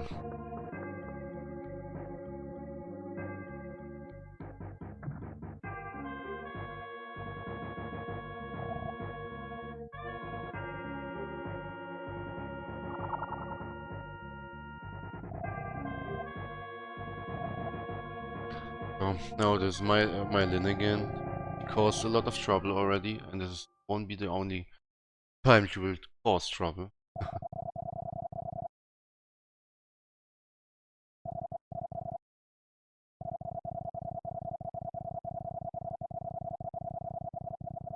No, she's like, this is like, I don't know, her mother talking to her, like from heaven, I don't know. Because she's dead, her parents are dead, so she created the illusion of Luran.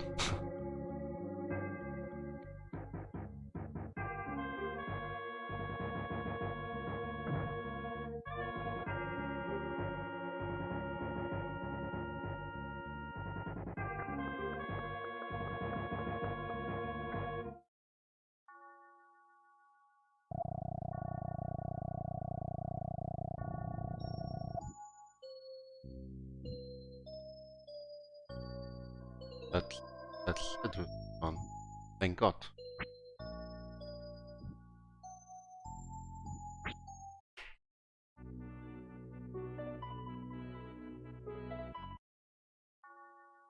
Oh, and this is a desert. You all, you all used to love that one, I guess.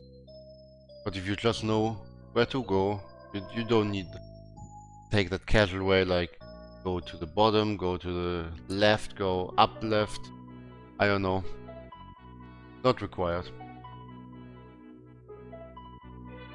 Game wants you to do those crazy things, but well, the trigger is there, so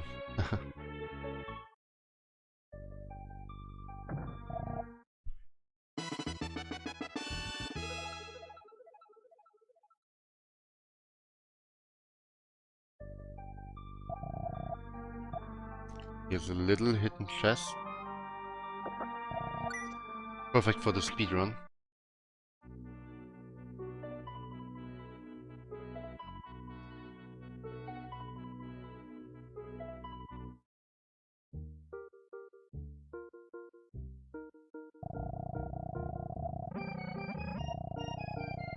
Need to buy one flower here. Or for a quest later. Now it's for some great music. Bamboo's favorite music of this game.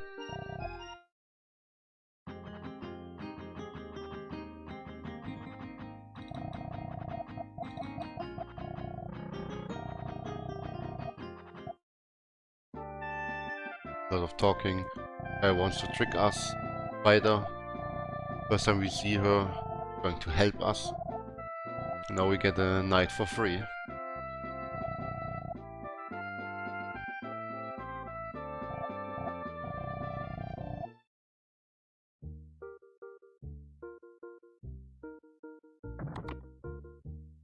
Of course, we do have to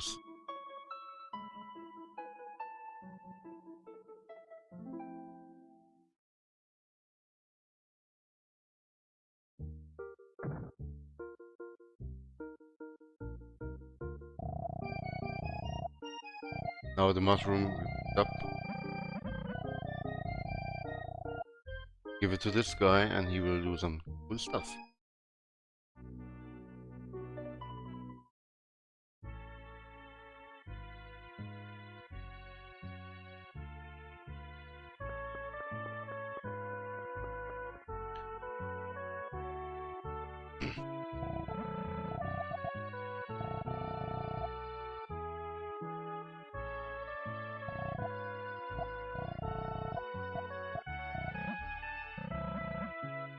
Now we're one out of those other 3 challengers for the princess.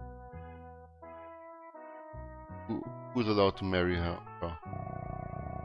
Only if you make her talk.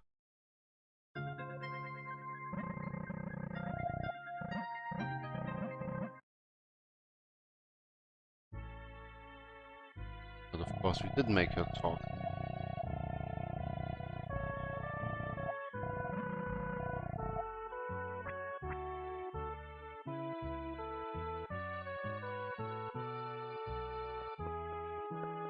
Now it's time to buy our spells. We need, well, 1 spell, but 5 times.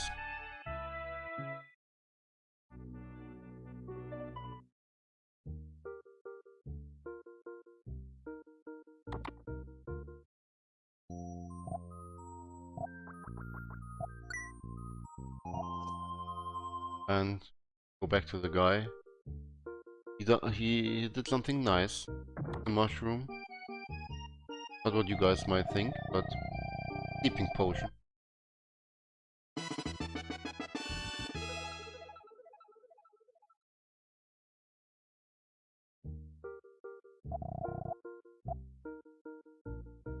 This was like the part of the game where I struggled really hard as a kid because I was very young, like 8. So when I played it and I refused to talk to the NPCs. I wanted to do it on my own. But they give good hints what to do. So if you listen to them, it shouldn't be a problem. At least not a big struggle. Now everyone is asleep.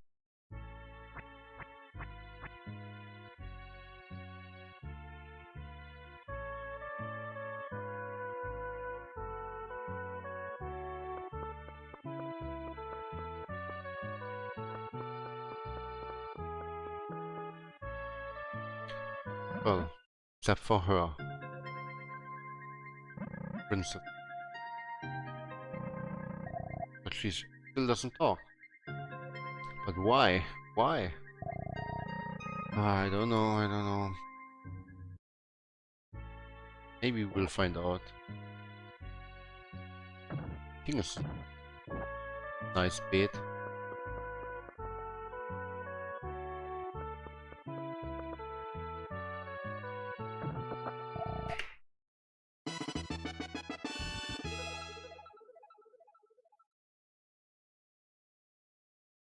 Now we got the protect bell. That's what it's called. Protect bell. So let's see if it will protect us. Or if it has some other use. Not sure about that.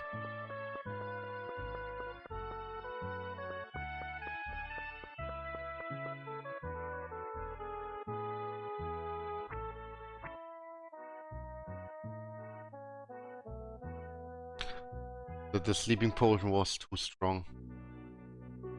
Can't resist.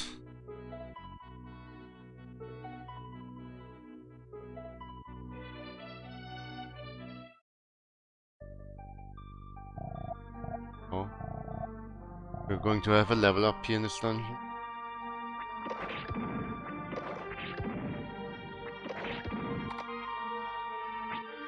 At least we should, otherwise next dungeon will be a problem, because we are supposed to be level 21 in this route. Because we don't pick up additional weapons.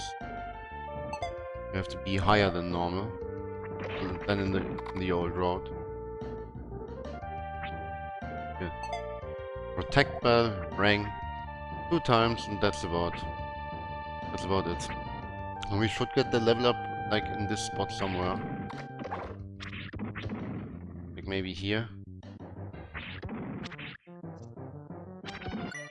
Okay, we are a little bit behind in XP, a very little bit. That should be the normal spot, but that's fine. I really wanted to have that wolf. He probably would have given us a level up, but yeah. Doesn't matter. As long as we get the level up in the dungeon. That's very bad RNG. It returns. It returns. I was greedy though.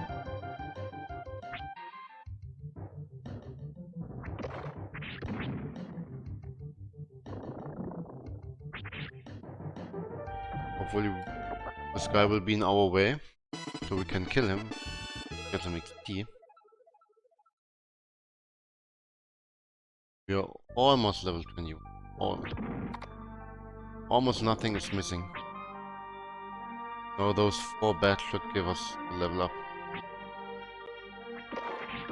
Or this one already. Still a little bit behind XP.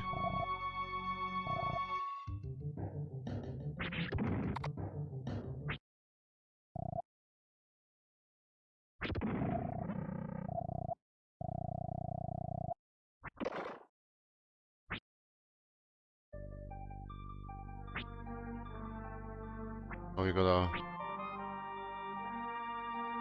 make our way through the forest.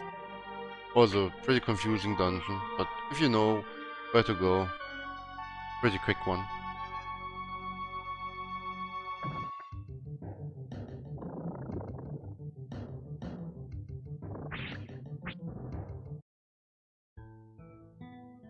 Ooh, what is that? Don't you know that town? But you weird, huh?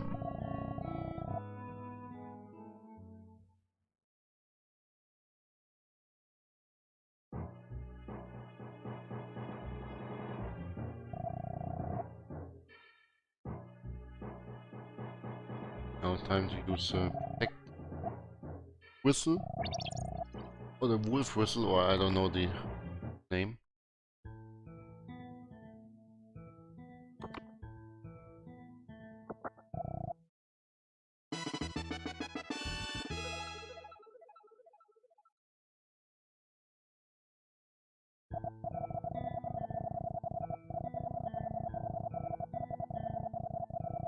Talks a lot about she can create nice illusion with her power. And we should go to the king. Of course we're going to do that.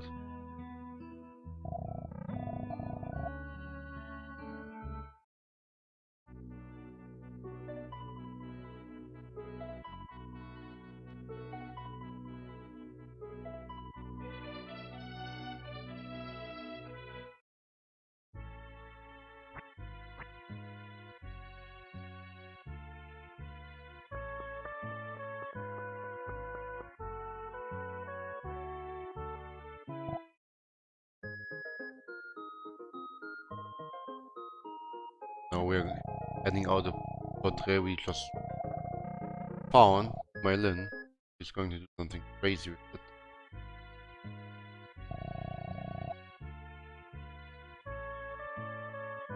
Technically an randomizer would work, but hard to do.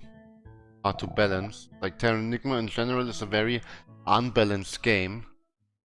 That's the problem, like the enemies in the dungeons, like there would have to be a different balancing than this, because enemies in the early dungeon are very weak and the enemies in the late dungeon are extremely strong and have a lot of XP.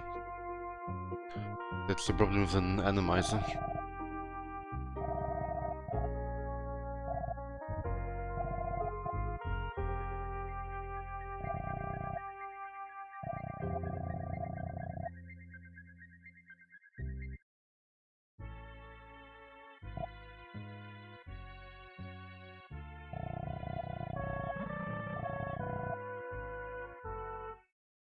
You know, time for the nightmare of all casual players. Almost. I mean, the dungeon was not the nightmare of all casual players, even though it was a tough dungeon to navigate, to find everything. But the boss in this dungeon, we all know her. And we all struggled with her when we were young.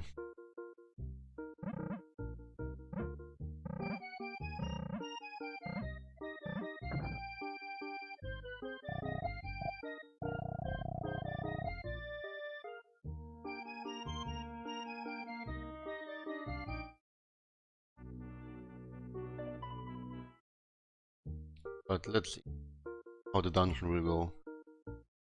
Also, this dungeon has quite a bit of RNG, damage rolls, good damage rolls, and crits can make it fast.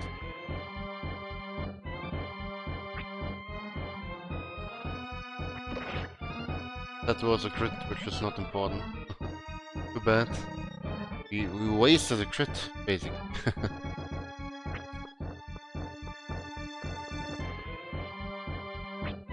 There's another money chest we need, and also a strength potion.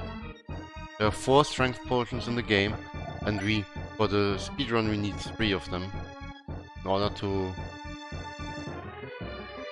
be fast.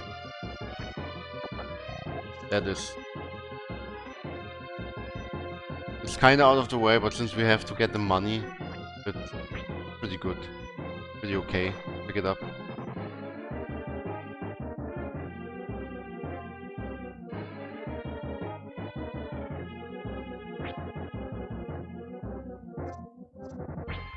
That was horrible RNG already.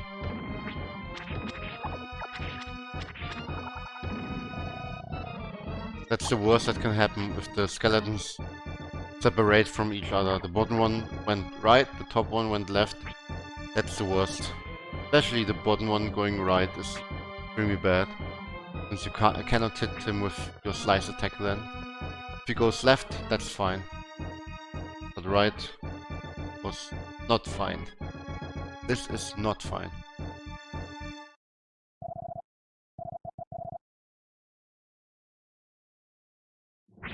Now some crits maybe would be cool. Well, next time. We have another Blue Knight coming up later.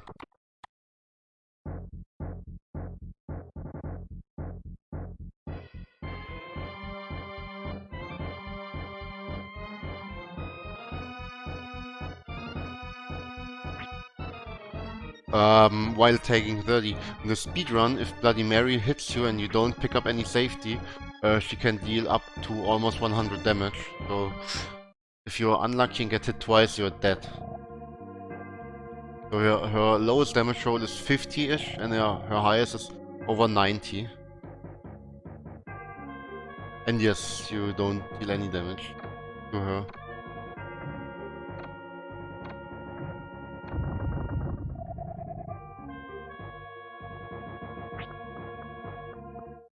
This is a little riddle. We could look the code up in the library of this dungeon, but thank god that's not an RNG part. Yeah.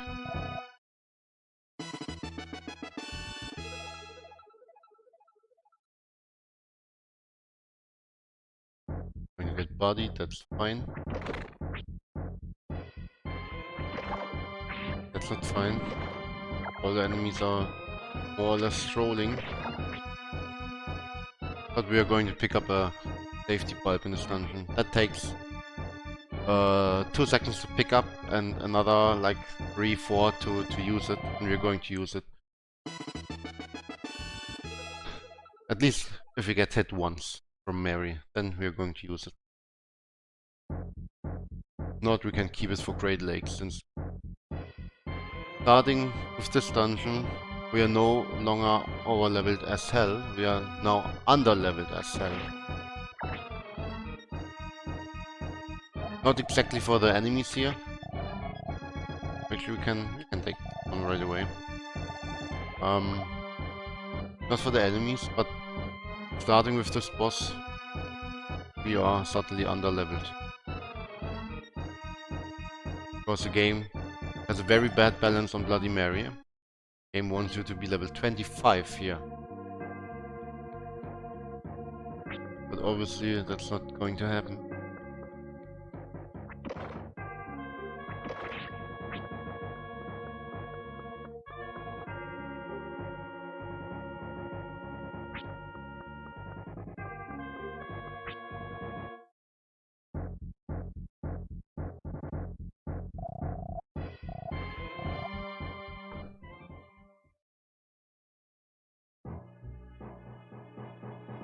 Need to find a different way. Like for people who can't use the slice attack very well, you can still by magic. There's one spell, I forgot the name of it.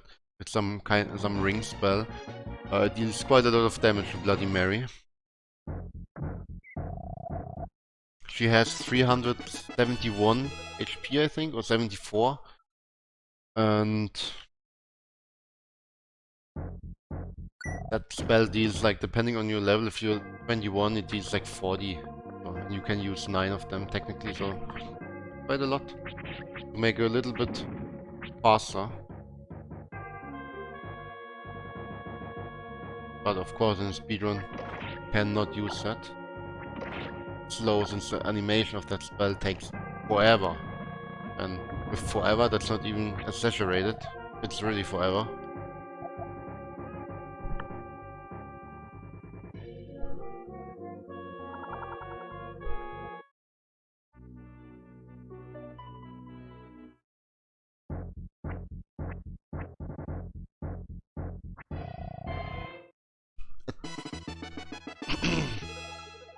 Now we made the water clean again.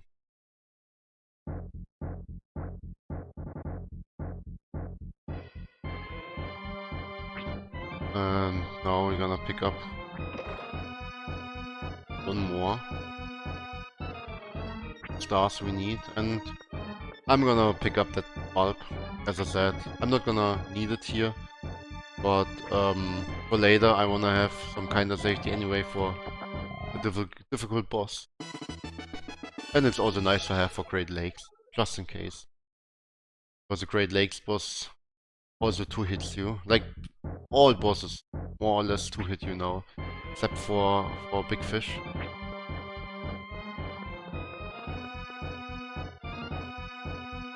And there we go.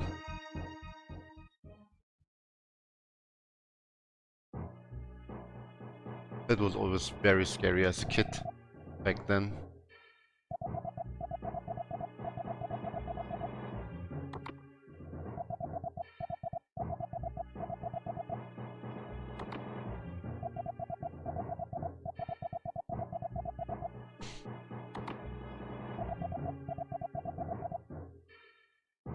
So who's on the left? Can anyone see this guy? Recognize this guy from some TV show on the left?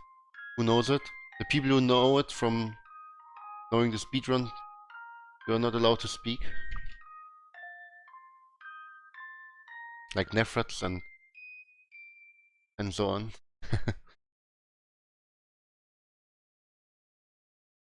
Now it's a little late. We are not going to see him long enough.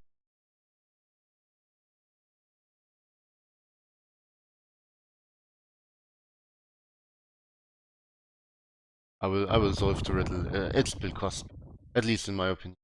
But I don't know. You know, here. This is the part where always the one behind you is the right one.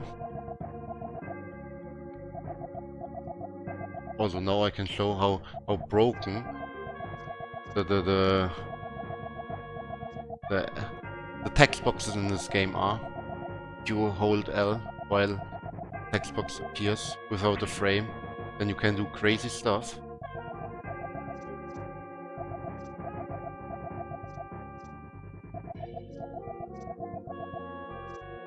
I'm not even holding the run button or anything. Game is just pretty broken.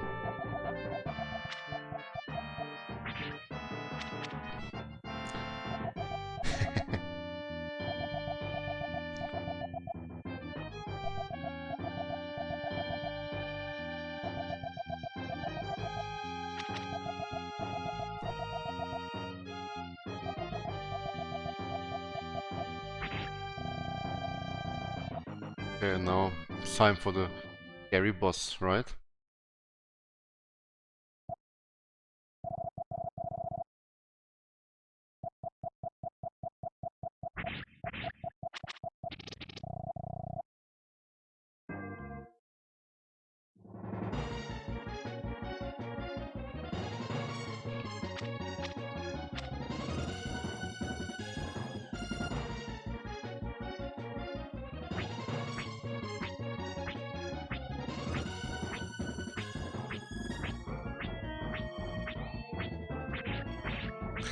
That's not great, RNG.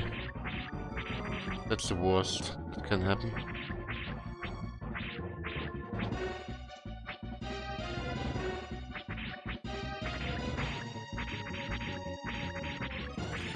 That's what you wanna see. A mask attack.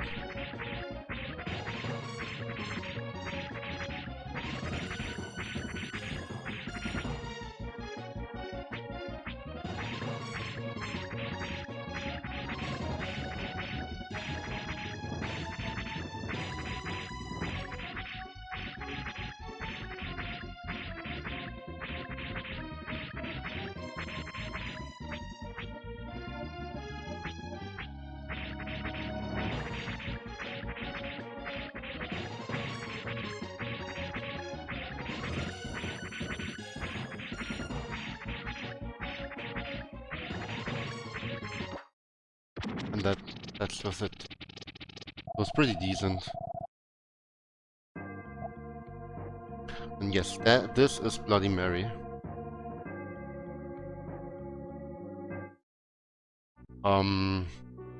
He has almost 400 HP, so dealing 2 to 4 damage, not a lot. Especially since he can deal up to 90 damage, up to over 90 damage. So, not a fair fight, but we won.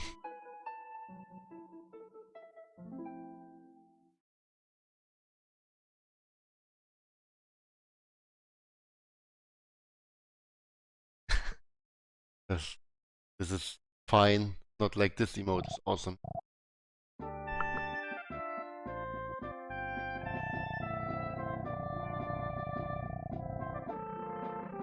Now we are going to do a little manipulation. There are 3 manipulations in this run and 5 in Magic Percent.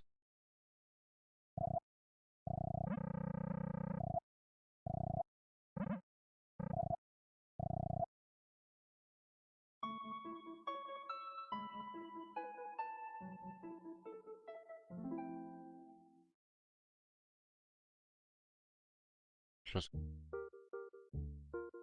save and reset the console or the emulator, whatever you play on. Myself, I have the real console. Japanese one. Now we gotta run as fast as possible. If we are taking too long, the NPCs will move further, means that will change the RNG, and this fight is not manipulated anymore.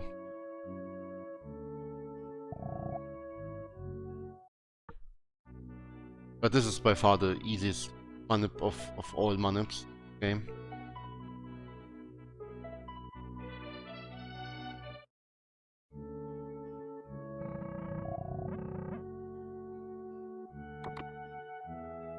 Now we gotta sleep as usual.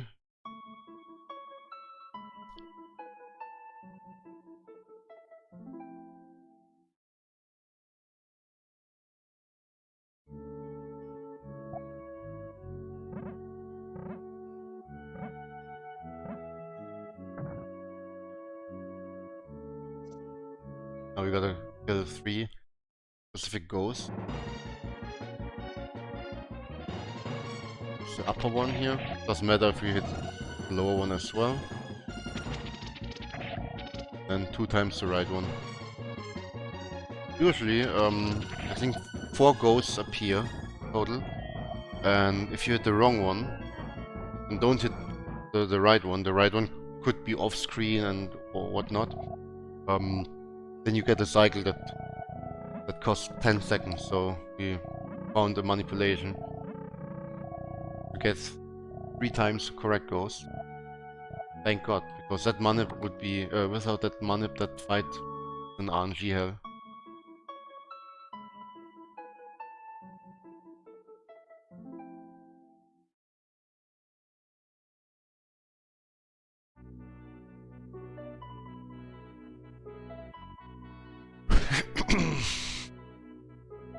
Now, we're heading to America.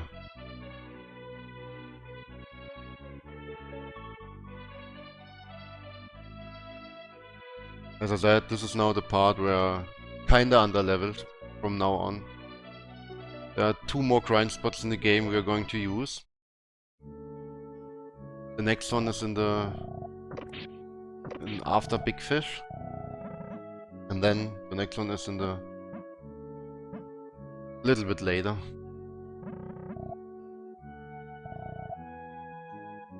Too bad this game requires levels to beat it. Like, if you have the YOLO armor, which we are going to get later, of course, and 3 strength potions, then you start dealing enough damage to beat the boss at level 28. Otherwise, you'll deal like nothing.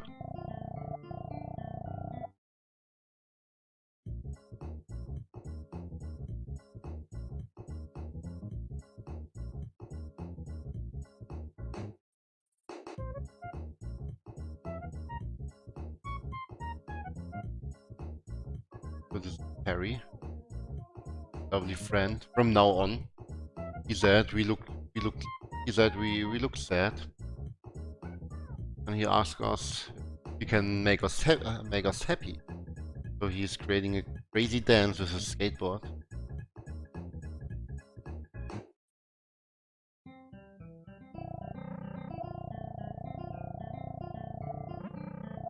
And yeah, of course, he made us happy. Now we are entering the store house, so skip the moving animation of Harry. He's right away here.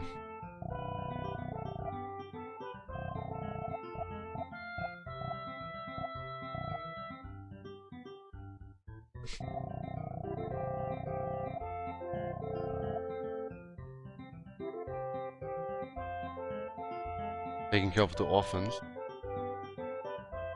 And well, now we have to do some lock grind. Need 9 of the locks to go on. 1 would have been nice, but no, we need 9.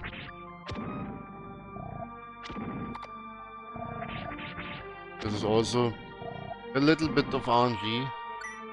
Like, we can get low rolled and then they survive the standard attacks. That shouldn't happen too often. Number 3. Number 4. 5 more to go.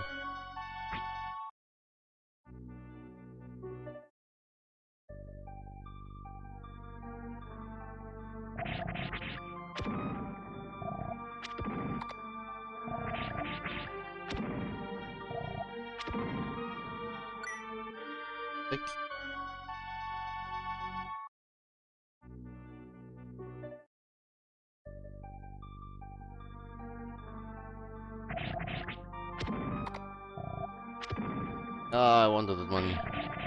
I'm not gonna get it anymore, I believe. Ah, number 8. 1 more.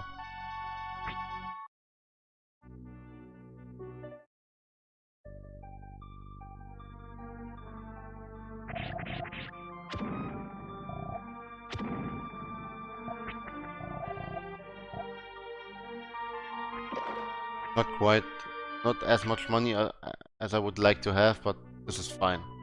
This is fine. Now we gotta talk to our good friend. Was looking for that kind of lock forever and he couldn't find it. But we of course found it.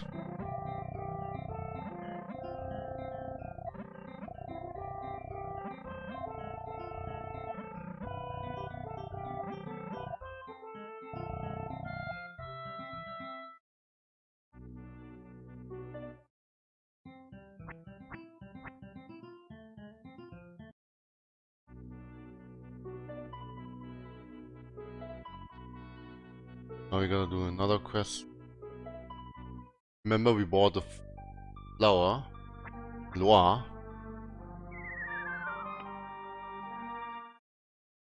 And now we are going to use that flower.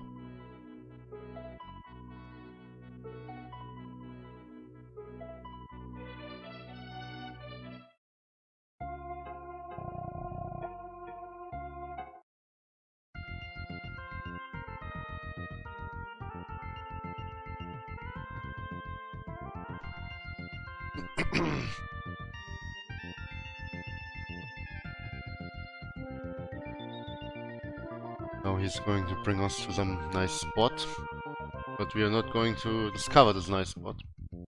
I'm sorry. It's a pretty cool spot in the game. Too bad we cannot talk to the penguins. We lost our power to talk to animals since the humans have been resurrected.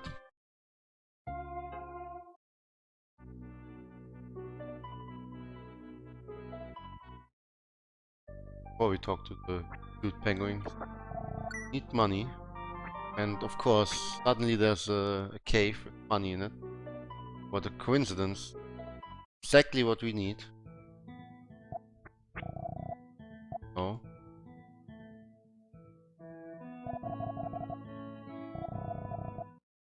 We give flour, he gives stone. Then he's taking the flour with him because he's scared we would scam him and take it away from him again. But no, we were nice, wouldn't do that, but he doesn't trust us. So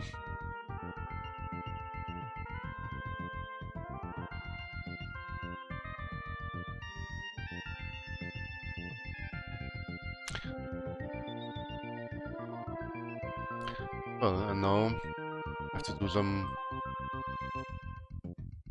little quest with Mylin.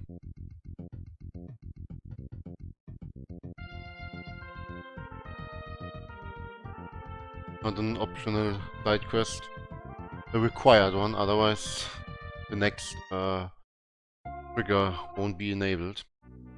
Like it is trigger for the next cutscene actually. But of course, Mylin, as always in this game, requires our support. Ugh, NPC, go away.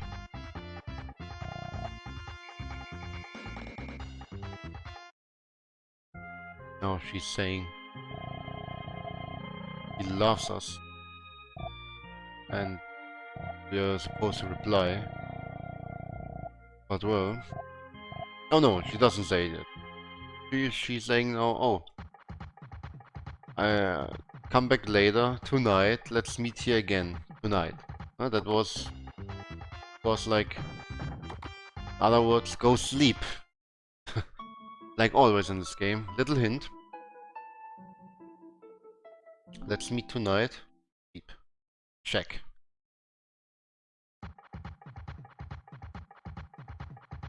Suddenly it's night. Her again. And now she's going to tell us that she loves us. But first she's going to trick us. Illusion. Our girlfriend from the underworld.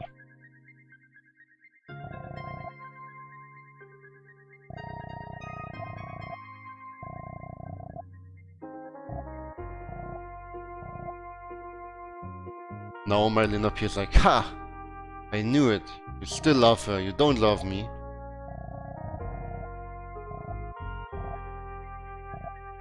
But yeah, he never said we don't, so...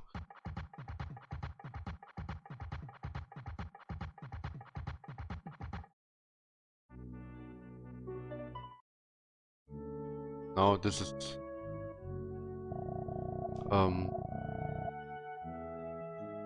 time for Big Fish. Mermaid Tower.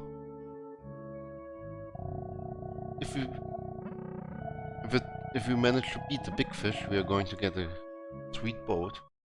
So we can travel alone through all this world. Pretty cool, especially casually when there are so many places to discover in this game, it's amazing.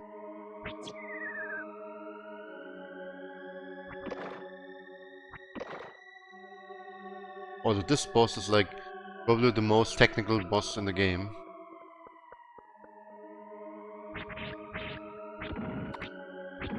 Ah,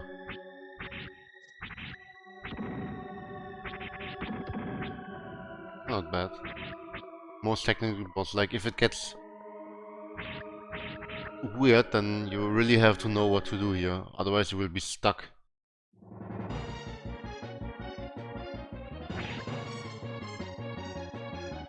Like this is like a very scary fish. He's always scared if you look at him, he will go away. Hey, nice recycle. That was a good fight. The standard fight. Can be a 2-cycle with a crit or even a 2-cycle without a crit if you happen to be level 22. In case you got more birds than the required amount. Yo, that was it already with the big fish.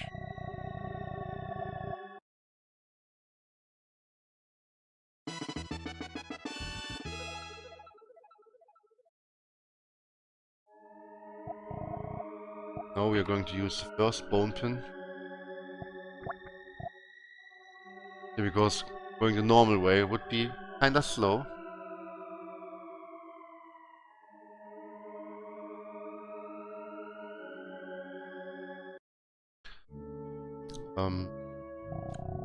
Just got a ring. Like this part is really weird. I don't know. I don't really know why this guy is blocking the bridge. You will see. He says, "Oh, I'm waiting for my girlfriend." Okay, or for his waifu. And then you show him the ring. She's not your waifu anymore. She's a mermaid. Ah, okay. I'm disappearing. I mean, I don't understand.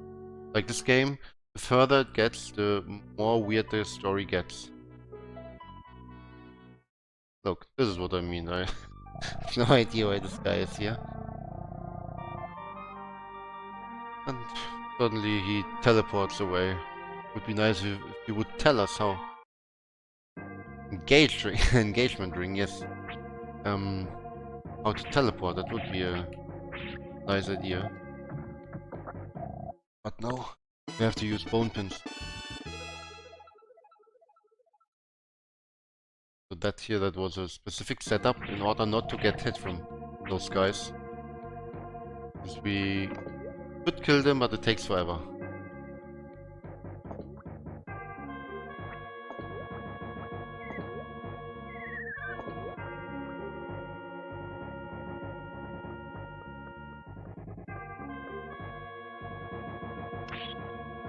Oh, ay.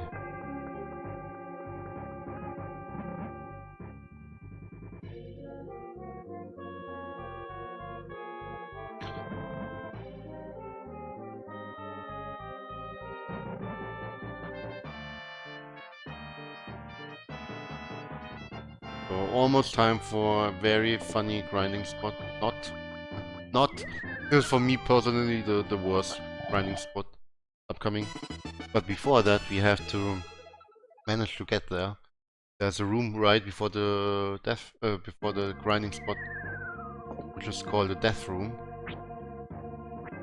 Not for no reason. It was a pretty technical room. And one mess up, one hiccup basically kills you. So let's see. I mean, not here. Not yet. Almost there. Yeah, a beautiful measure. Sorry, we don't need you. This is the death room. Okay, we got through, and now time for grinding. Up to level 24. Could be almost level 22. Maybe 2 more rooms.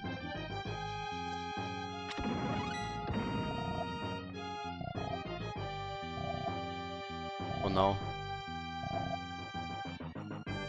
Now, around about 3 minutes of grinding here. Not exactly 3 minutes, a little bit less.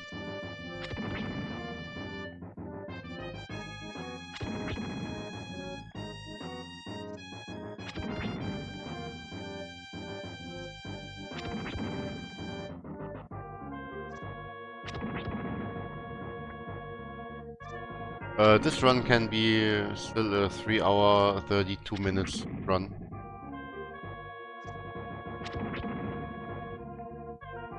So it's going very good actually. Pretty good for a marathon. I had some really bad RNG hiccups, but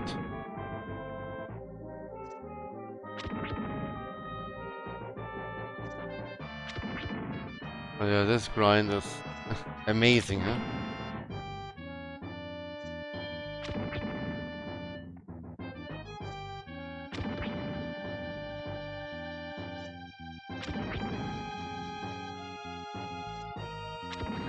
But you need that Mammoth Quest 4 in order to get the boat. Also, like, without boat you cannot do anything. Like, basically, if you don't do the quest with the Mammoth, you can't advance. You can go back to the town, free them, into Nurlag, into the wood grind, but you cannot advance. One more level, around about 1.5 minutes, from 23 to 24. And then we are free to fight the Toderon. Toderon is the boss of this dungeon. Not a hard boss, but RNG can troll you really hard in that fight. And the Toderon deals over 100 damage, like 110 and is mid damage I think. Up to 120 or something. Like, it 2 hits you.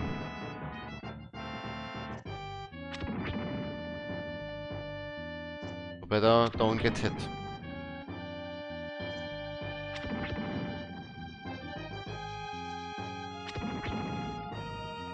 Yeah, that grind is the first grind in the whole game.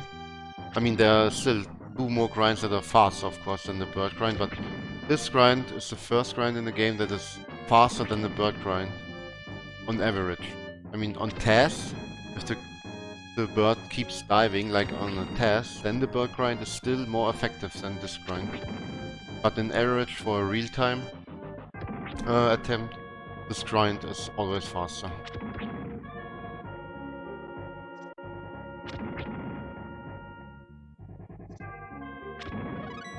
Here, a normal player would be here like, you're supposed to be level 25, 20 or 26, actually level 20, 25, 26, it's hard to say, depending on how you beat Bloody Mary. Oh, that was not very cool. Depending on how you beat Bloody Mary. Oh, that's also not very cool.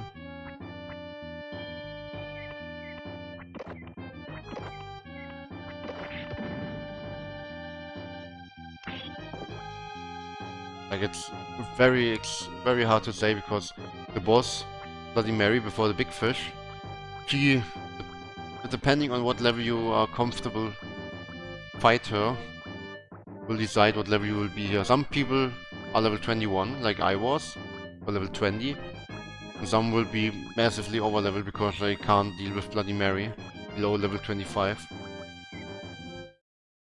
Okay, now focus time here. I don't want to die. A death here is 3.5 minutes.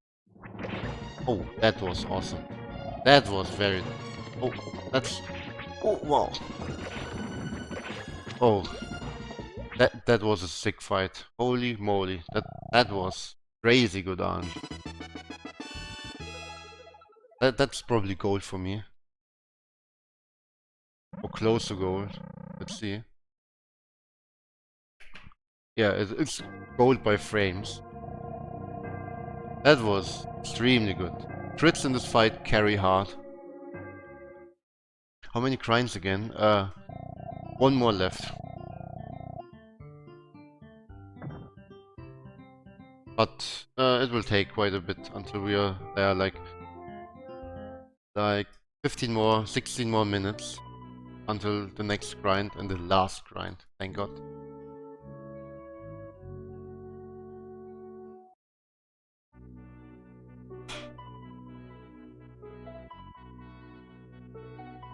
Now we are going to pick up some stuff.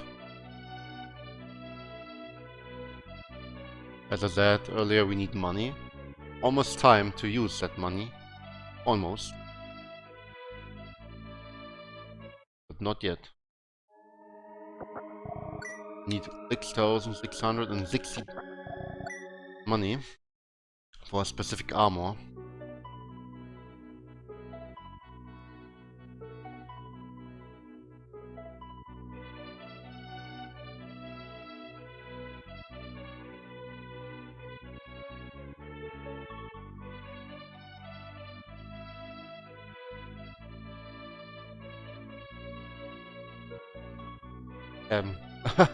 Oh, sorry.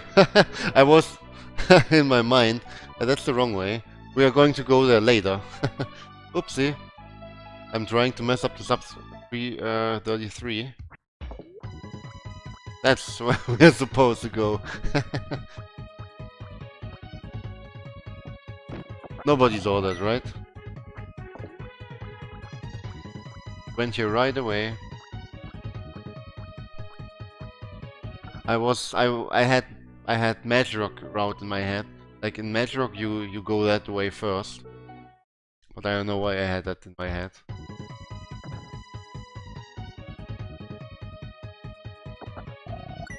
Now we have enough money.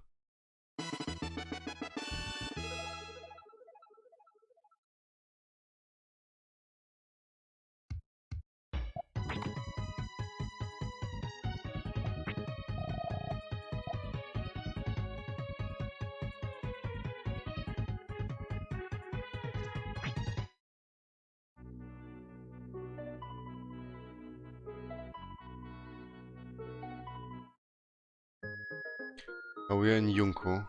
Yamei in German. Now we have to do some main quest again. Fighter has fever. Because she did something bad in the past and she can't get over it. Now we have to help her.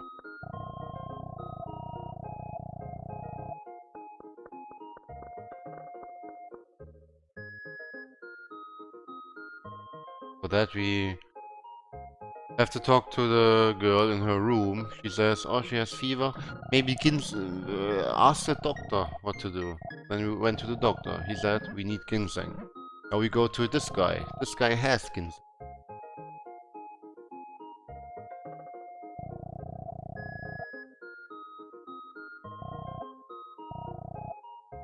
I of course know the normal game, also like the European version, but the Japanese version is faster.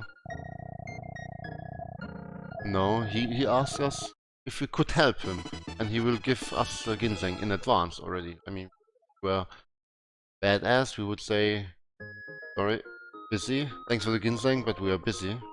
Can't help you suddenly anymore. But of course, we will help still. But first, now we ask him what to do with the ginseng. Tells us how to use it for fighter. Prepare it.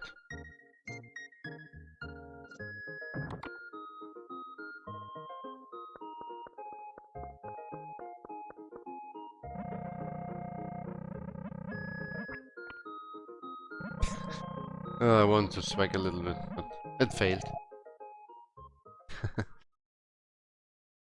Can't. I would rather lose some seconds in the marathon run to swag than... I don't know. Yeah, this cutscene, by the way, is very dangerous, especially to new runners.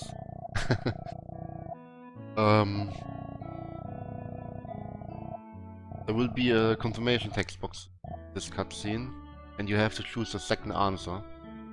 And if you don't do that, you have to rewatch the whole cutscene. It was about 1 minute 20.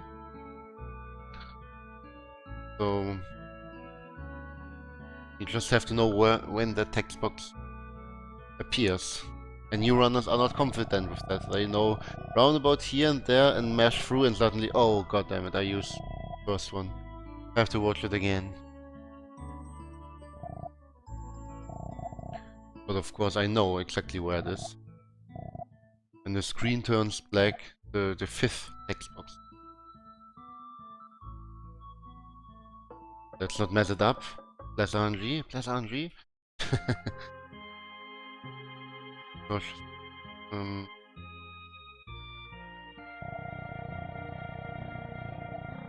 Okay, we got. Gosh. She has fever because she killed the parents of Ellie, of the Ellie from the overworld, and we had to tell her, you just, I don't know, you just had to do what the king told you, so it's fine, you kill them.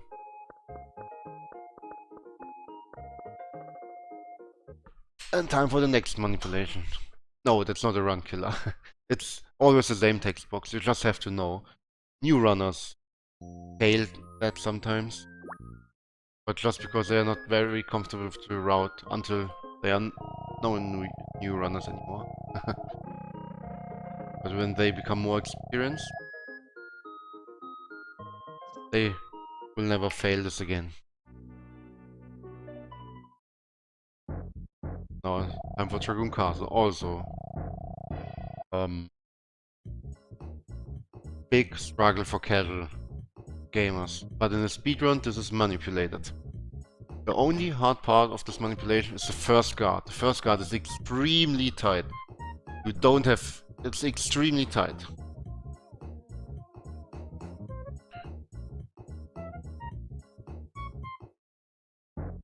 Okay, we got it. That was an important part. That one is pretty difficult to execute, but the rest is free now.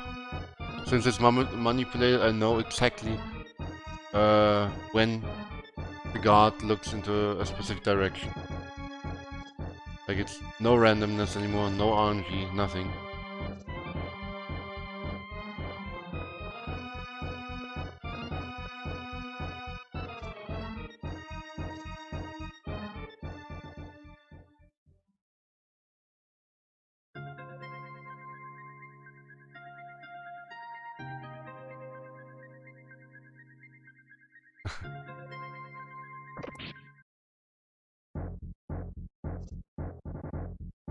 Yeah, that manipulation is very easy to fail. Like if you don't run right top right away and don't hug the wall, that's very important. Hugging it on the right and on the bottom, like when you cut the corner. If you're like one pixel off, you will get caught and the manip is over. You can basically reset the console or try to YOLO it.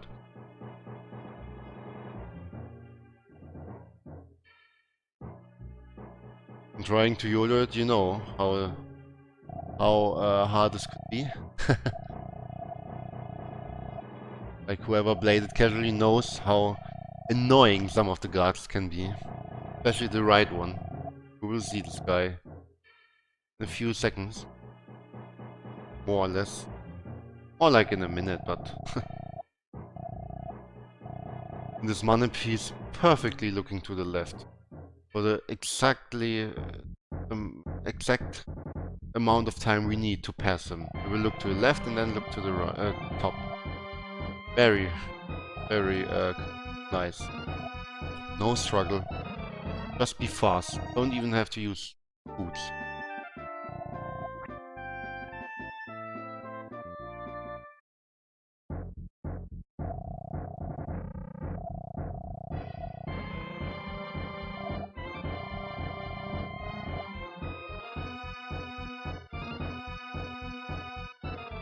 Now we wanna get caught because that's faster, of course.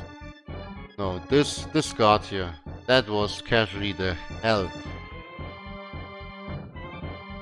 This one has a fixed pattern. That's always the same, even not manipulated. For people who don't know.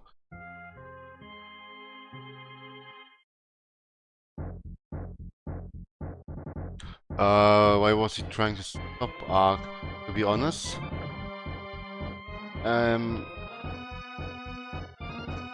he's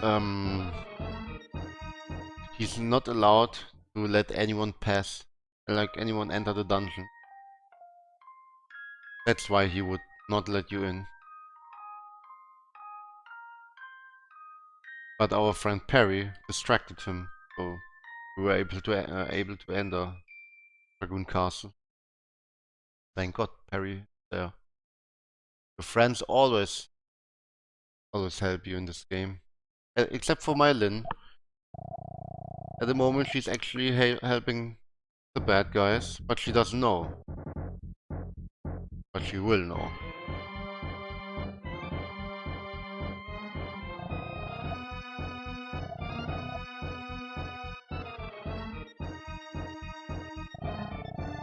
Now the famous lab. That's what she needed to become nice, to wake up.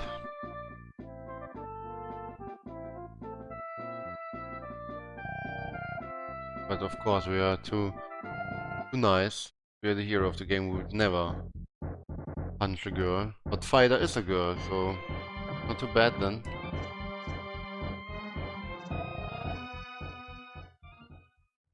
Mylin basically tricked us. She baited us into this room here and with the illusion of Ellie. And yeah, and now we are trapped.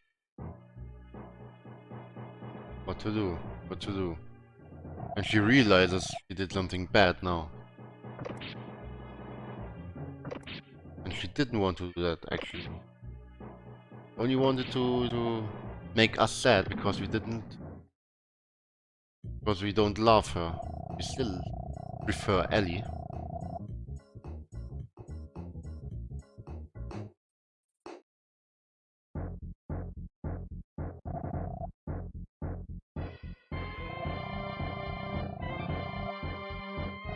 Now, one more time we have to be caught.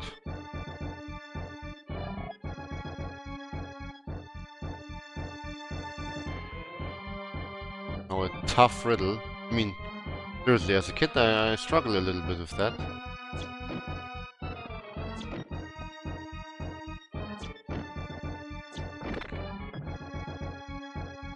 But yeah, if you know what to do, easy going.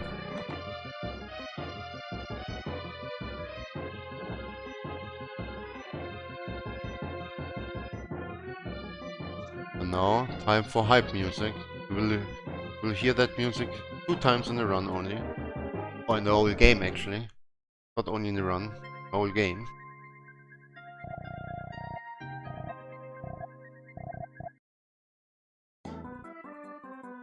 This is Roy, and that's his theme.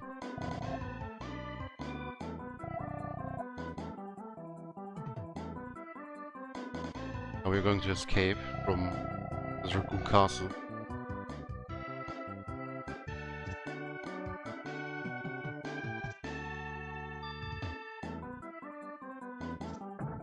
Also, fun fact here, and not even a real fun fact, but in that room I just entered, you can soft lock in that room if you're too fast.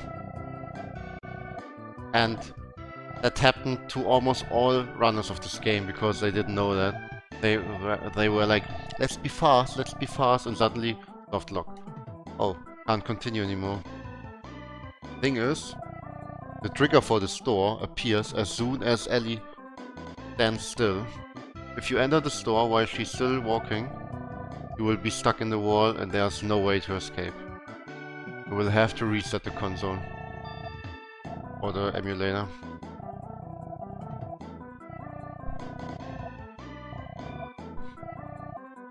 That's like over an 8 minutes time loss.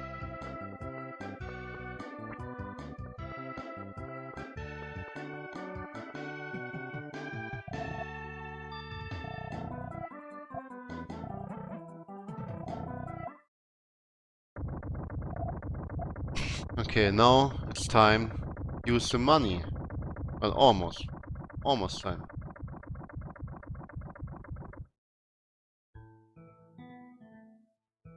Not only Sockers who softlock. Heiner Müller is also a runner who softlocked. Petty Touretti is a runner who softlocked. I softlocked. Like, when I started off, every runner softlocks. Yeah, it's very bad one. Very evil softlock.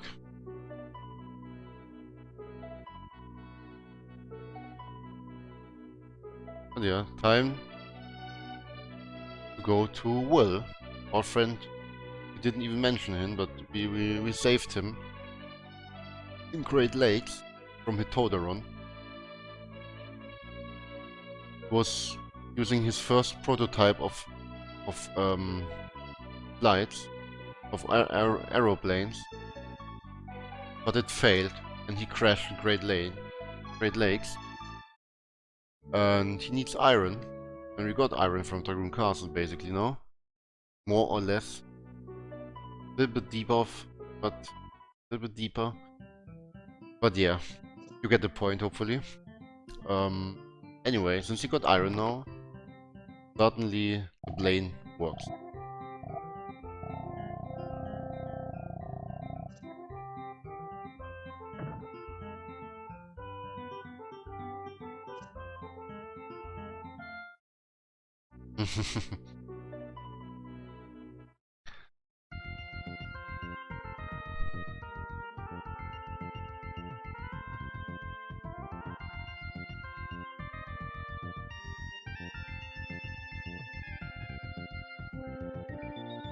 Okay, now time to use our money. We picked up so much money in so many different spots just for this armor. And to bonk here.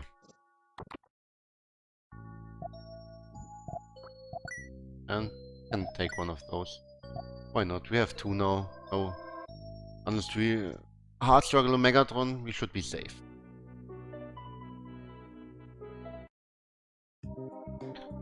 So you notice I have 224 HP right now. But this will change shortly.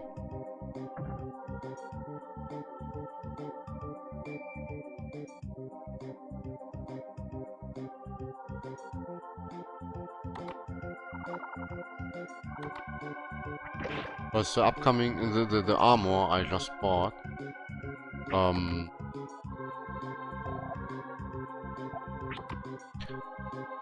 armor will reduce my HP by 90, reduce my armor by 15, but it will increase my strength by 12 or 13. So, and we need that. The town near Lake was called Nör Lake.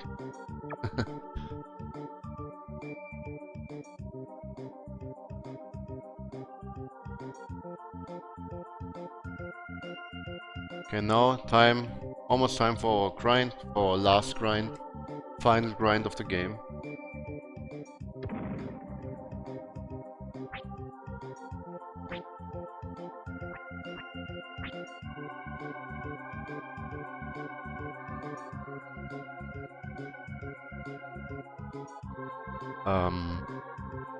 Gonna take all with them.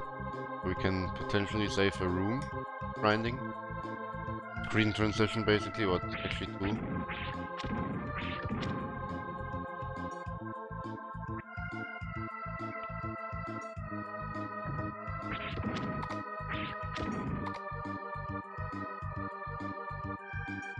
So, and this is the grind here. Final grind. This is heavy execution grind with also RNG damage rolls, of course. They carry, of course. As you see, that was not great. No great damage rolls.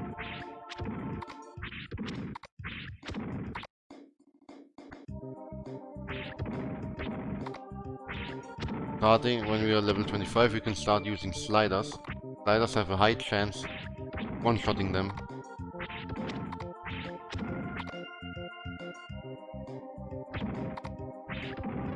Now we can start using them.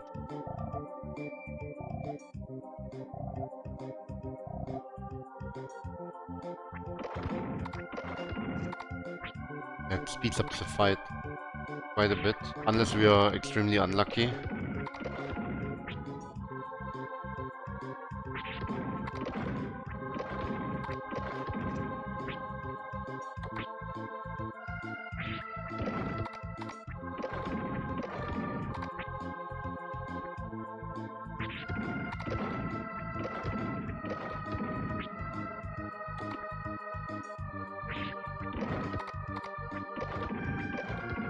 Oh, the damage rolls are crazy good so far. Not even one bad one so far. Yeah, on level 25. On 24 I had a few bad ones, but this is crazy good. Amazing. This can be gold. And level up here, right? On the last one. Yup.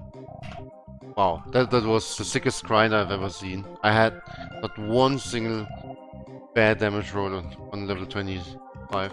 That's amazing.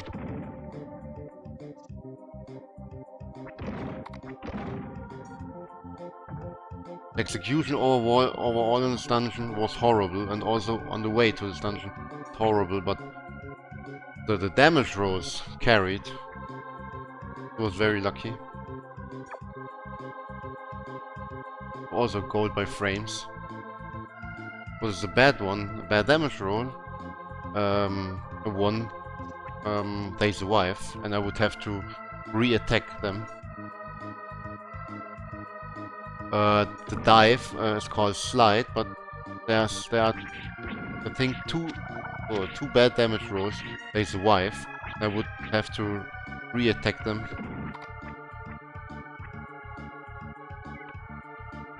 Ah, but I'm getting really bad ones here. Taking damage here is also not good. Oh, yeah.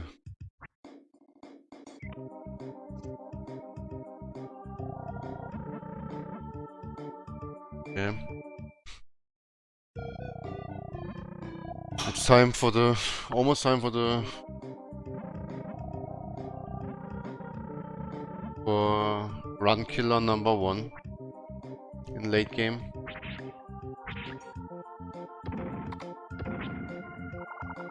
Great. We all know him, at least the people who played it.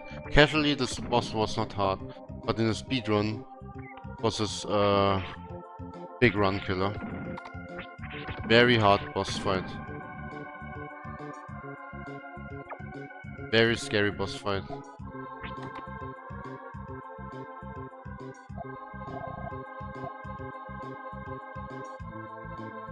Like, if he hits me once, I'm most likely dead.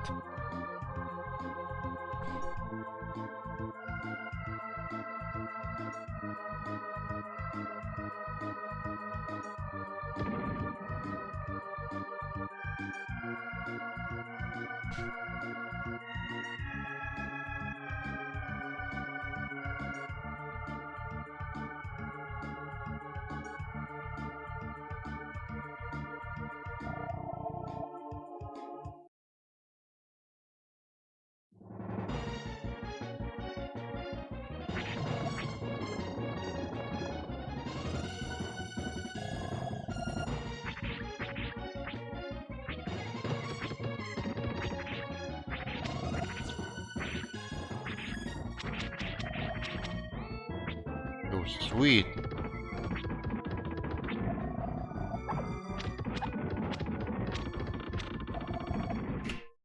That was a sweet one cycle. That was a very beautiful one cycle. It maybe looked easy, but this fight is extremely hard. Like all the lag, all the appearing text boxes, canceling your movement, and yeah, and he deals so much damage and stuns you with almost all attacks or reduces your damage, and oh, this boss is a hell. But we made it.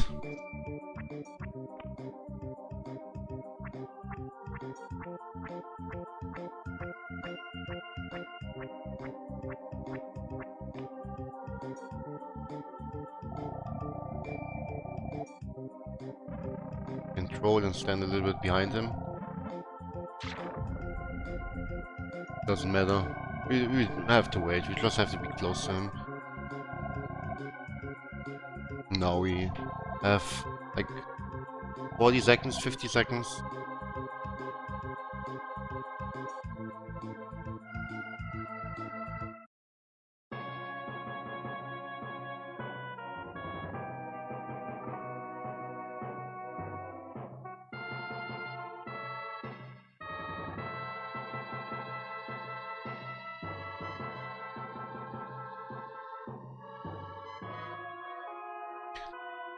So now, this is a town we never visited. It's called Neo Tokyo.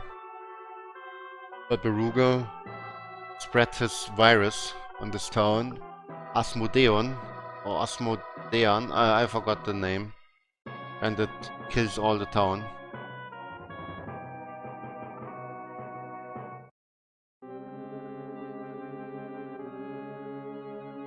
How's it run? It's a good pace, like most of the people who run this game would like to have this pace, but it's by far no world record pace.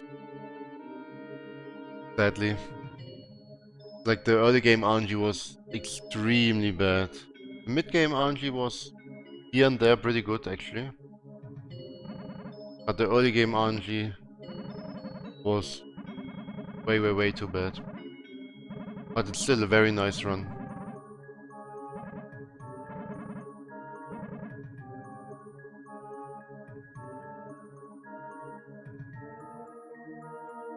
I'm happy this run went so well for the marathon, since I've used YOLO strats on the critical point.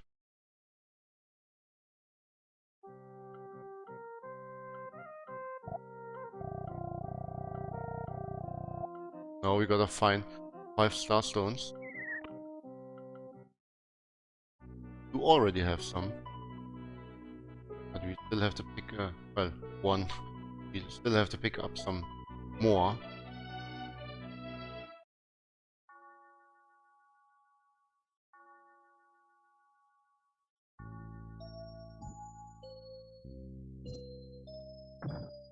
Wait. Haha, I miscounted. Oh, that should be fine. No. Lol. I miscounted. I was feeling 4, 5, and 6. 6, not 5. I was thinking about Agaya.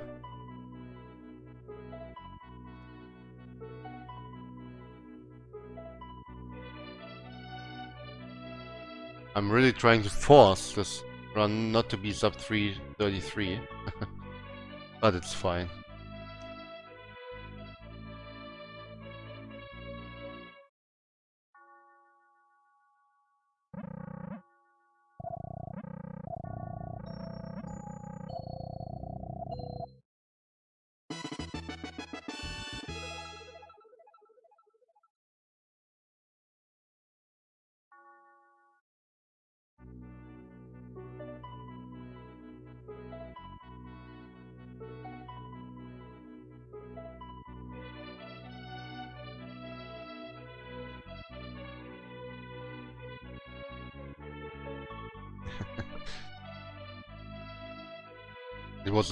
That was some good RNG manipulation for good damage rolls in Neo Tokyo Kappa.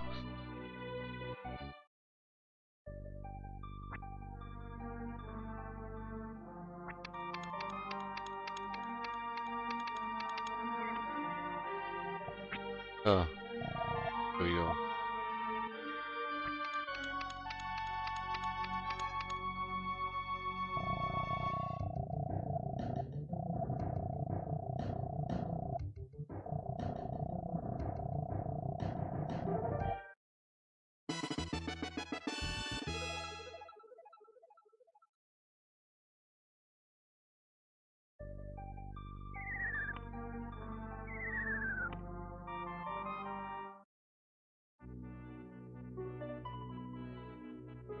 So time for Neo Tokyo.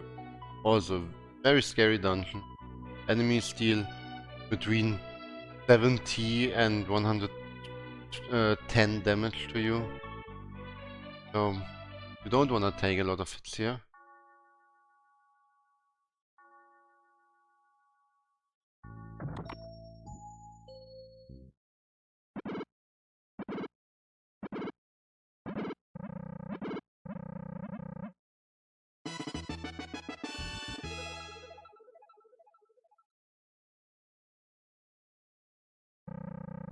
Well, now we got here this, I don't know the name in English of that thing, but for some reason we found it. And someone from the sewers is trying to talk to us, asking for help, saying some animal is chasing her. Of course, we are heading out. The Ark army is going for her.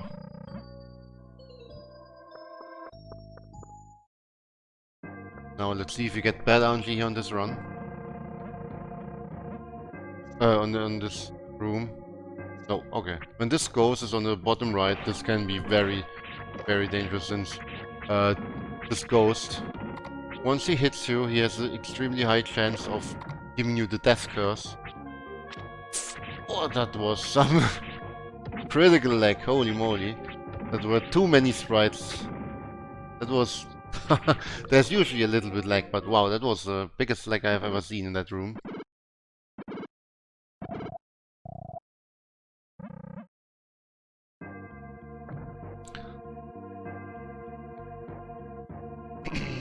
And, yeah, no. Funny note, on this key, you don't need that key to open the door. Like in Sylvan Cast, for example, we needed the key to open the doors. But here, once you have the key, you will trigger a cutscene. And that cutscene is the trigger for the door. Really funny because, like, long time ago, I died here. I picked up the key and I died here in this room. And then I wanted to open the door and I was like, what the hell? Why can't I open the door? But I had to go back and trigger the cutscene. It's really funny.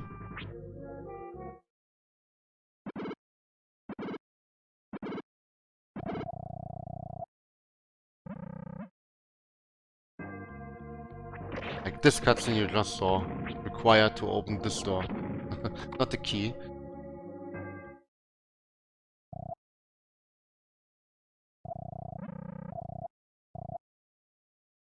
No. That's the animal she was talking about, chasing her. But who is that animal? Does anyone remember this? This, lion? Ay, ay, ay, ay, ay. Why does this happen always in marathons? This is an extremely rare RNG, only happened in GSM 2018 and here. Very rare RNG. I have had hundreds of attempts coming up to Neo Tokyo, and this happened only twice, and both marathons.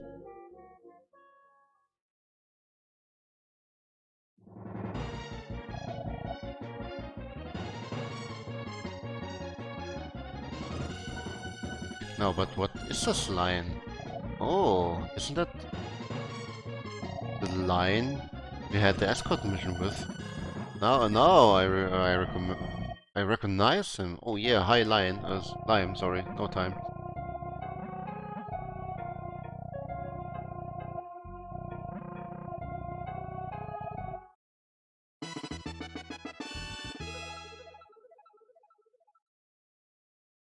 And he was not being angry or whatever. He just was caught by the humans. And he was caught by the humans. And they took away that starstone from him. And she had it, and that's why he was chasing her.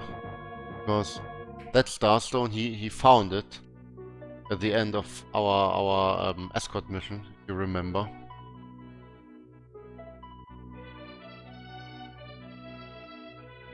And remembers course, our nice time we had in that auto-scroller.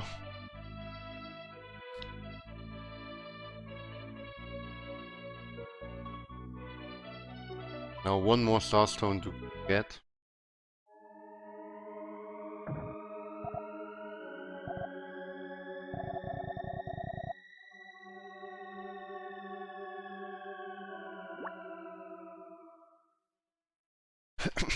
Now this is a weird part of the game. I'm sorry I cannot really explain it. Nobody really can. But weird things happen here.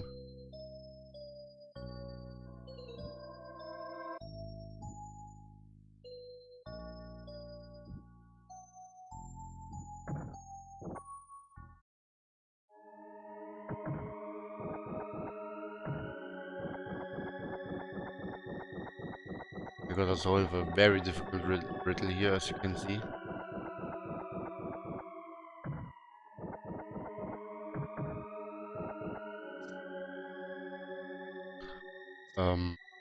Yeah, and now the other one. Problem.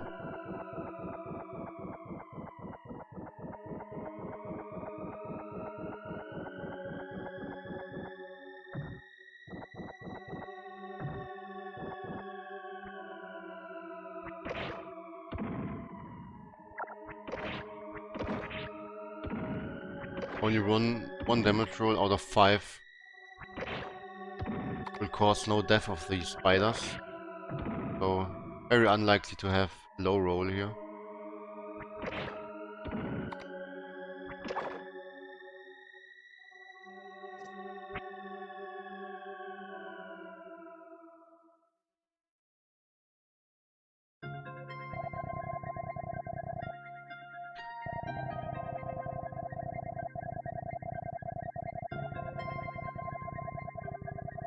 So no.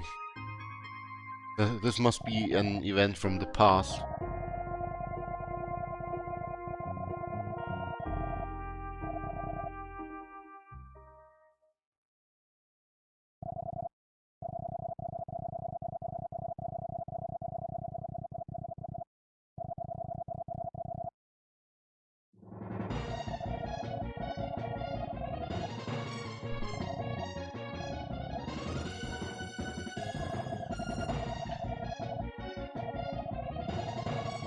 No idea what's going on. Sorry guys, I just speedrun this game. I know a lot about the game, about the story, but what's happening here is riddle. A riddle to everyone. Must be something from the past. Since it's a circle of life, the world got resurrected, the world got destroyed, the world got resurrected, and so on. It must be some event from the past we don't understand. That's the only thing I could imagine.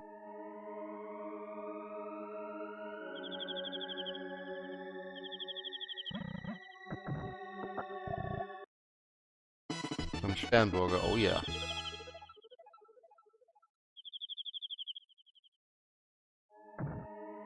Oh, please. Run, my good friend. Now it's time to end Act 3. Resurrection of the Genius has been completed. That was the name of the Act 3, by the way. Resurrection of the Genius. That was the guy after Megatron, after the big red robot, who tried to kill us. He works for the final boss.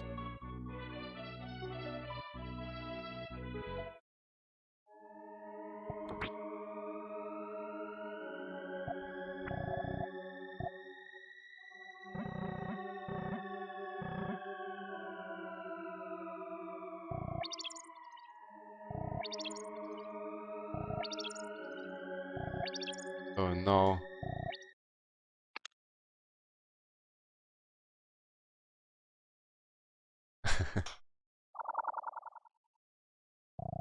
now it's time to meet our light side. Like there's a dark side in this game and a light side. This light side from the past. But we are the dark side from the present. And well, but we are doing work for the light side, so it is a little bit weird. And the light side wants to change that. So the light side is going to kill us and tells us we will be reborn from the light side.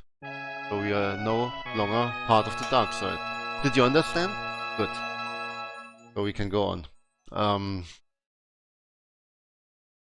Now, this is Act 4. Resurrection of the hero. That's us, basically. That's us. At least we're supposed to be that.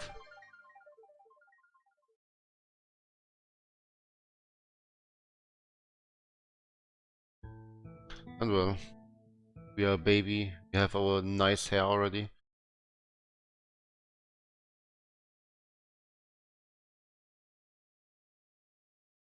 That's the most important part, to have our nice hair already. Without the hair we would not be the same. We could be any baby without our great hair.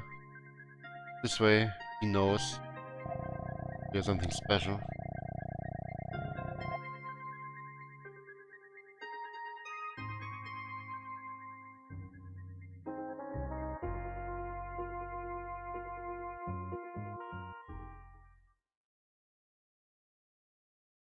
So now, did you see the Ellie from the overworld just left the room, but the Ellie from the underworld, our girlfriend, that's our girlfriend, she was sent by the Elder to kill us. But why would the Elder do that? The Elder helped us to resurrect the world, right? But for some reason, Ellie can't kill us. Just can't do it.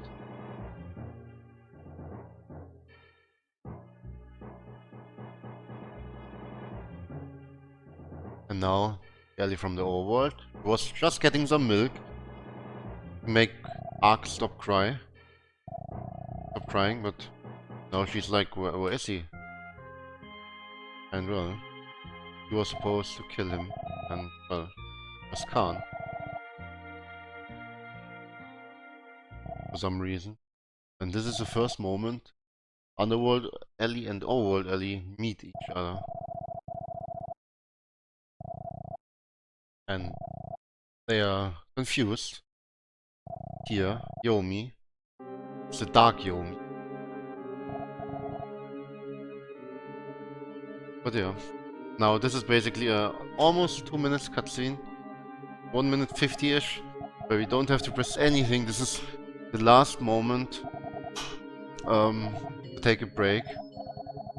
There's always a moment, like when I'm on pace on a run, and there's always a moment to think about the run, what happened, what went good, what went wrong. A really nice last break before the final countdown.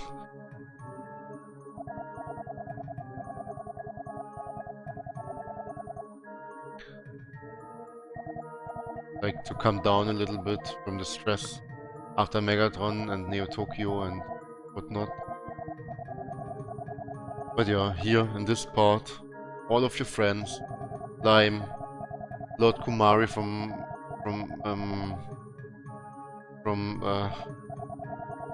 Tibet, the Kingbird, the Ratri, all of them are giving you their power to make you grow up really fast.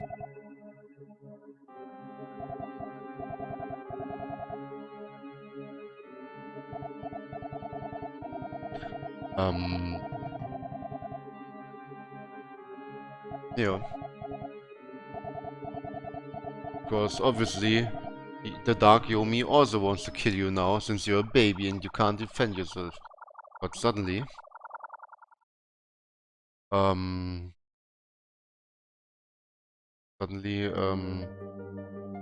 you're grown up.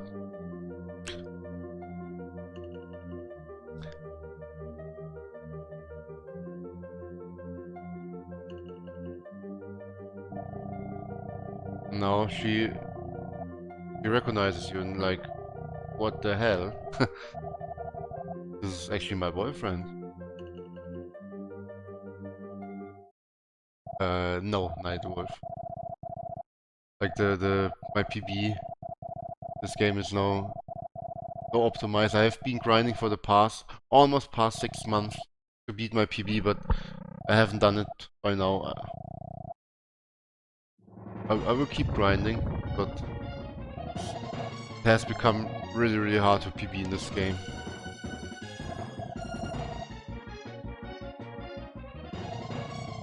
So now, Yomi did an earthquake. Only Ark is stunned for some reason. Ellie can move. It was a single stun, not a AOE stun. AOE stun. Anyway. She's going to sacrifice herself and take him with her. So you can live. We.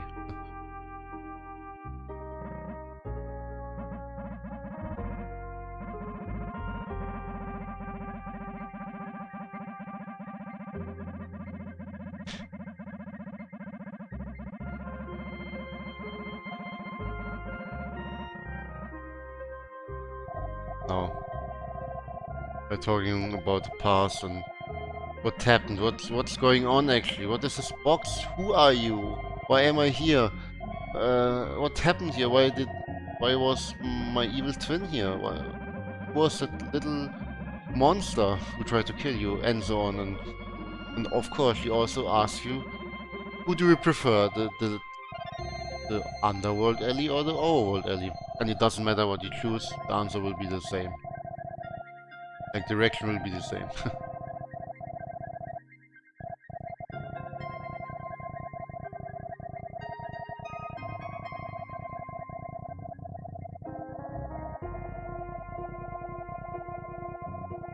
Now,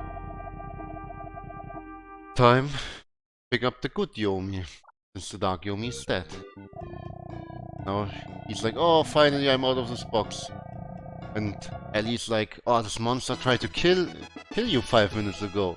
And he's like, no, I didn't try to do that. I'm the good Yomi. That was the bad Yomi who tried to kill you, but not me. Look, I have something nice for you. And yeah, turned out this is the stuff Columbus found on his journey. And that's why he was in Sylvan Castle, in Bloody Mary's castle, and tortured for many years, because he didn't say where he put this masterpiece, like the armor and the weapon. So he took all the torture just for us.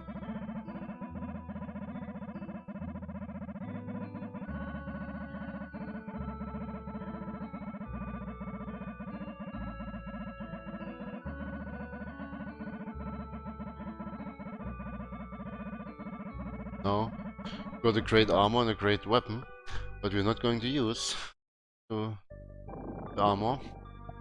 The armor would give us some defense, of course, but the armor is weaker than the armor we have right now. We would gain a lot of defense, a lot of health, but we would lose our power.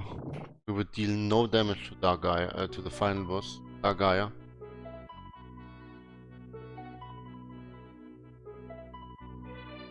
It's a trade-off.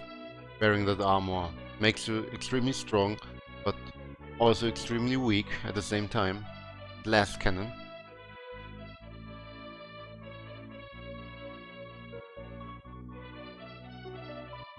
Now we gotta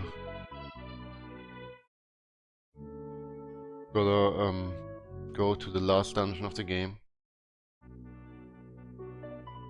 One more dungeon and one more boss. We are finished.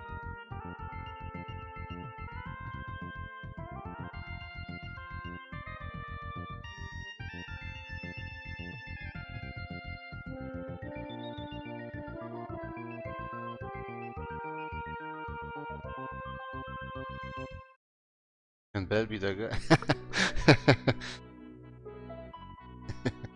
That could be. Like in Magic Rock Person, you meet Bell all the time. He's everywhere. He's stalking you. It's amazing. Could be that Bell is that guy, huh? Any person, we don't notice that because we don't see him too often. Well, actually we do see him very often, but we don't have to talk to him or whatever.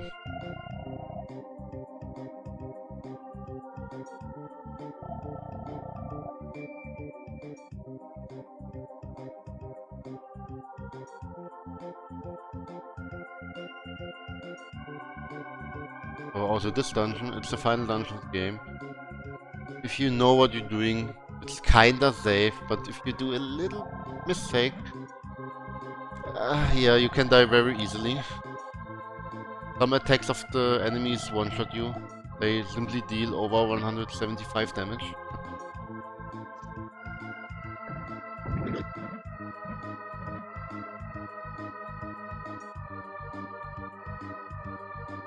But let's hope I will not do a mistake, because dying here, like, right in the end, at the end of this dungeon would cost like 4 minutes. So, that would be a very costly death.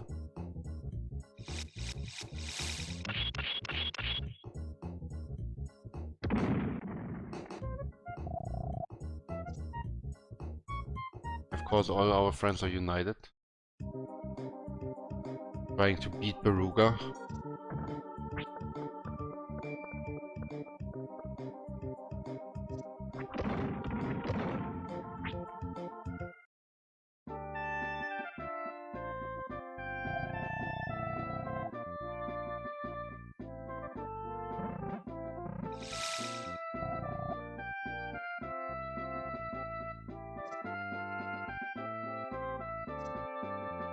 And this is a place where you have to be very careful. They can throw grenades at you, and the grenades deal... They one-shot you. So you better be very careful. These guys here don't deal too much damage. Like the big red robots and the dog soldiers here, like the... Okay, nice. They are the scary guys of this dungeon.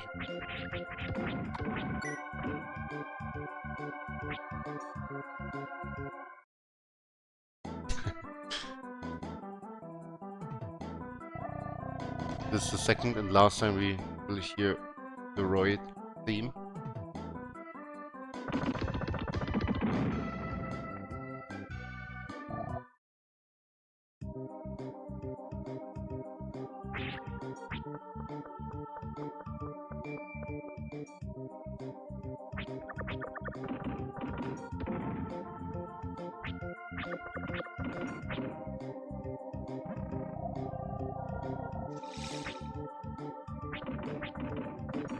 Yeah.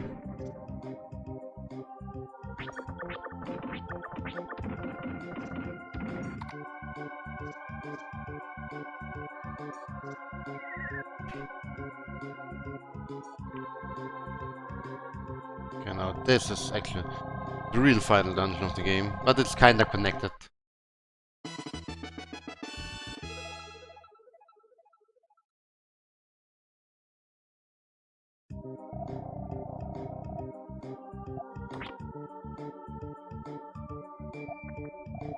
Get 7 bombs, you have to place them at specific spots, computers.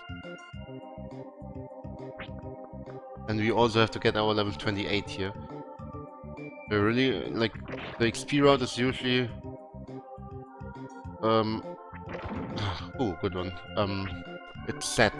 But if you're really unlucky, and it happens that many enemies don't die, you will have to kill some enemies here purpose, additionally. But hey, we are getting really good luck here. Like, damage rolls in this game dominate. It's a big part of the RNG. Because there are 5 damage rolls for each attack on each level. Except you're very under level, then you will have only 3 damage rolls. But you would have to be crazy under level. Optimally you will get level up here. That means I lack a little bit of XP, but to get good damage rolls, then this will be no problem, because I'm still going past a lot of enemies. Like here. Almost the perfect XP route. One enemy earlier, or one enemy more, and that would have been the best XP route, but that's fine. Usually I have a count in my head when I run this game. How many enemies I have, how much I need, and so on. But here I was just going YOLO. I saw I got my level up pretty early in Neo Tokyo, and I knew I was fine.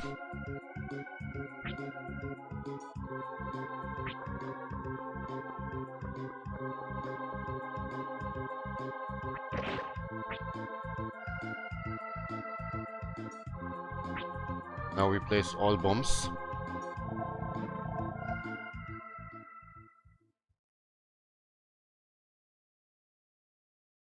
And for people who know the speed game, know that the final boss used to be a massive RNG boss in the past. But for like 1.5 years already, the final boss is manipulated.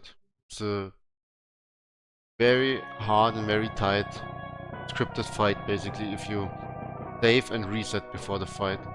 Since there are no elements that change the RNG until the fight except for one part, but it's of course also manipulated.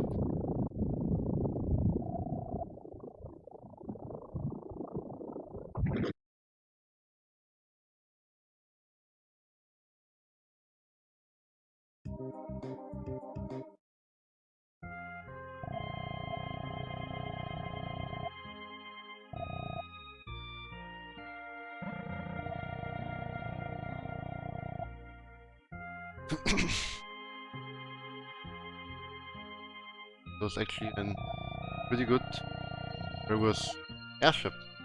Very good one. Pretty close to gold. Because enemies just died. I didn't have to farm additionally. It was a very good one.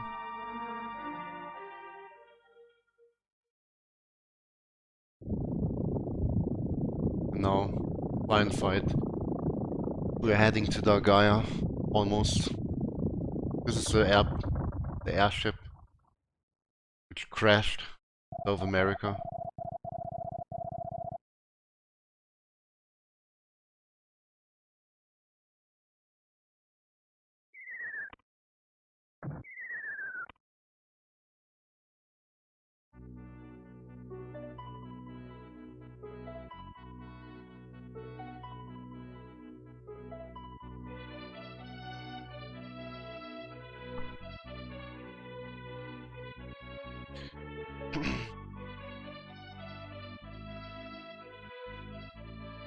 So,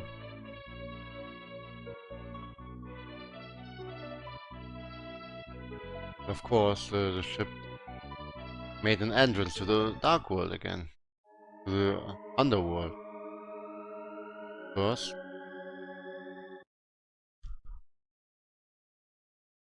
we have to reset the RNG to know on what values we are.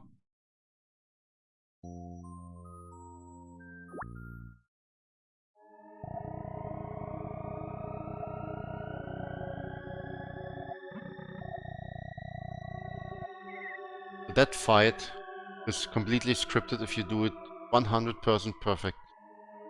You have to kill him in on a specific amount of hits, with a specific amount of hits.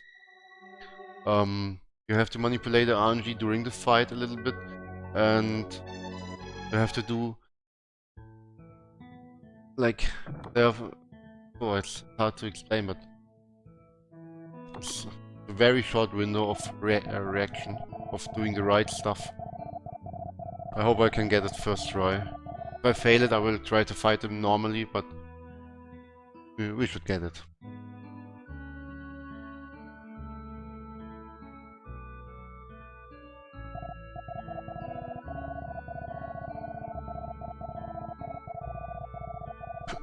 And it turns out that the Elder Sargaya, final boss.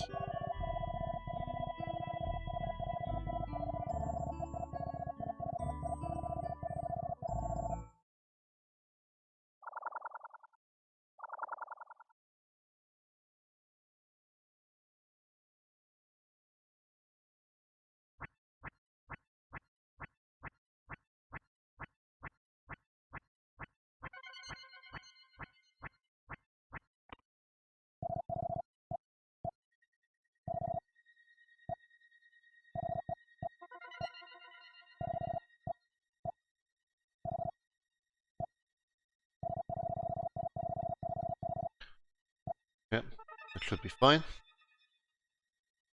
Also a little manip here, also to get the right pattern here. It's very precise manip, and you have only one shot. If you miss it, the run is dead, your PB is dead. You have it in your PB. And that's the big pressure.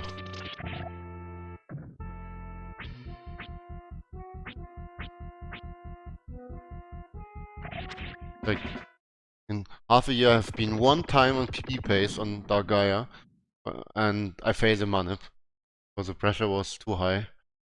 So that's, you know, sad.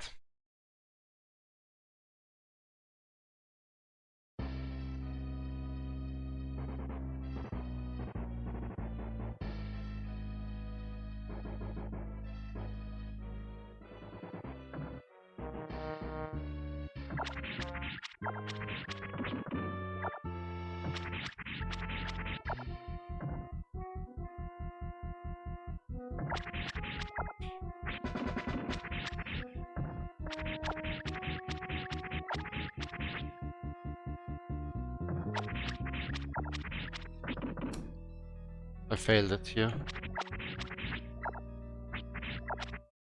Okay, end time. I failed the last dive, but it's fine. I attacked them not on the right moment, but it's fine. I'm happy with this run. That was a good run.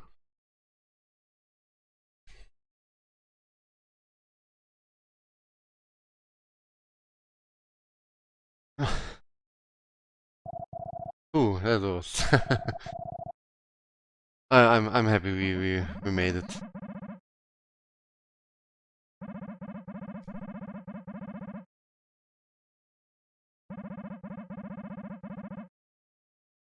So that was Terranigma.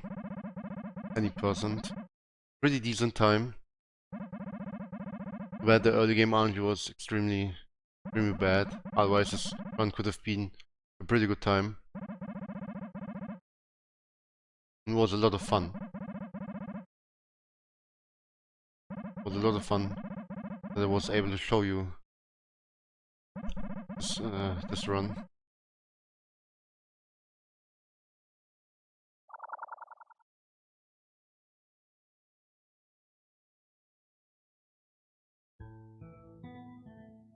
So this game has really amazing credits, but credits are really long in this game.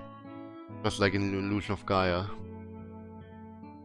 But at least you can hear the Krista theme one more time.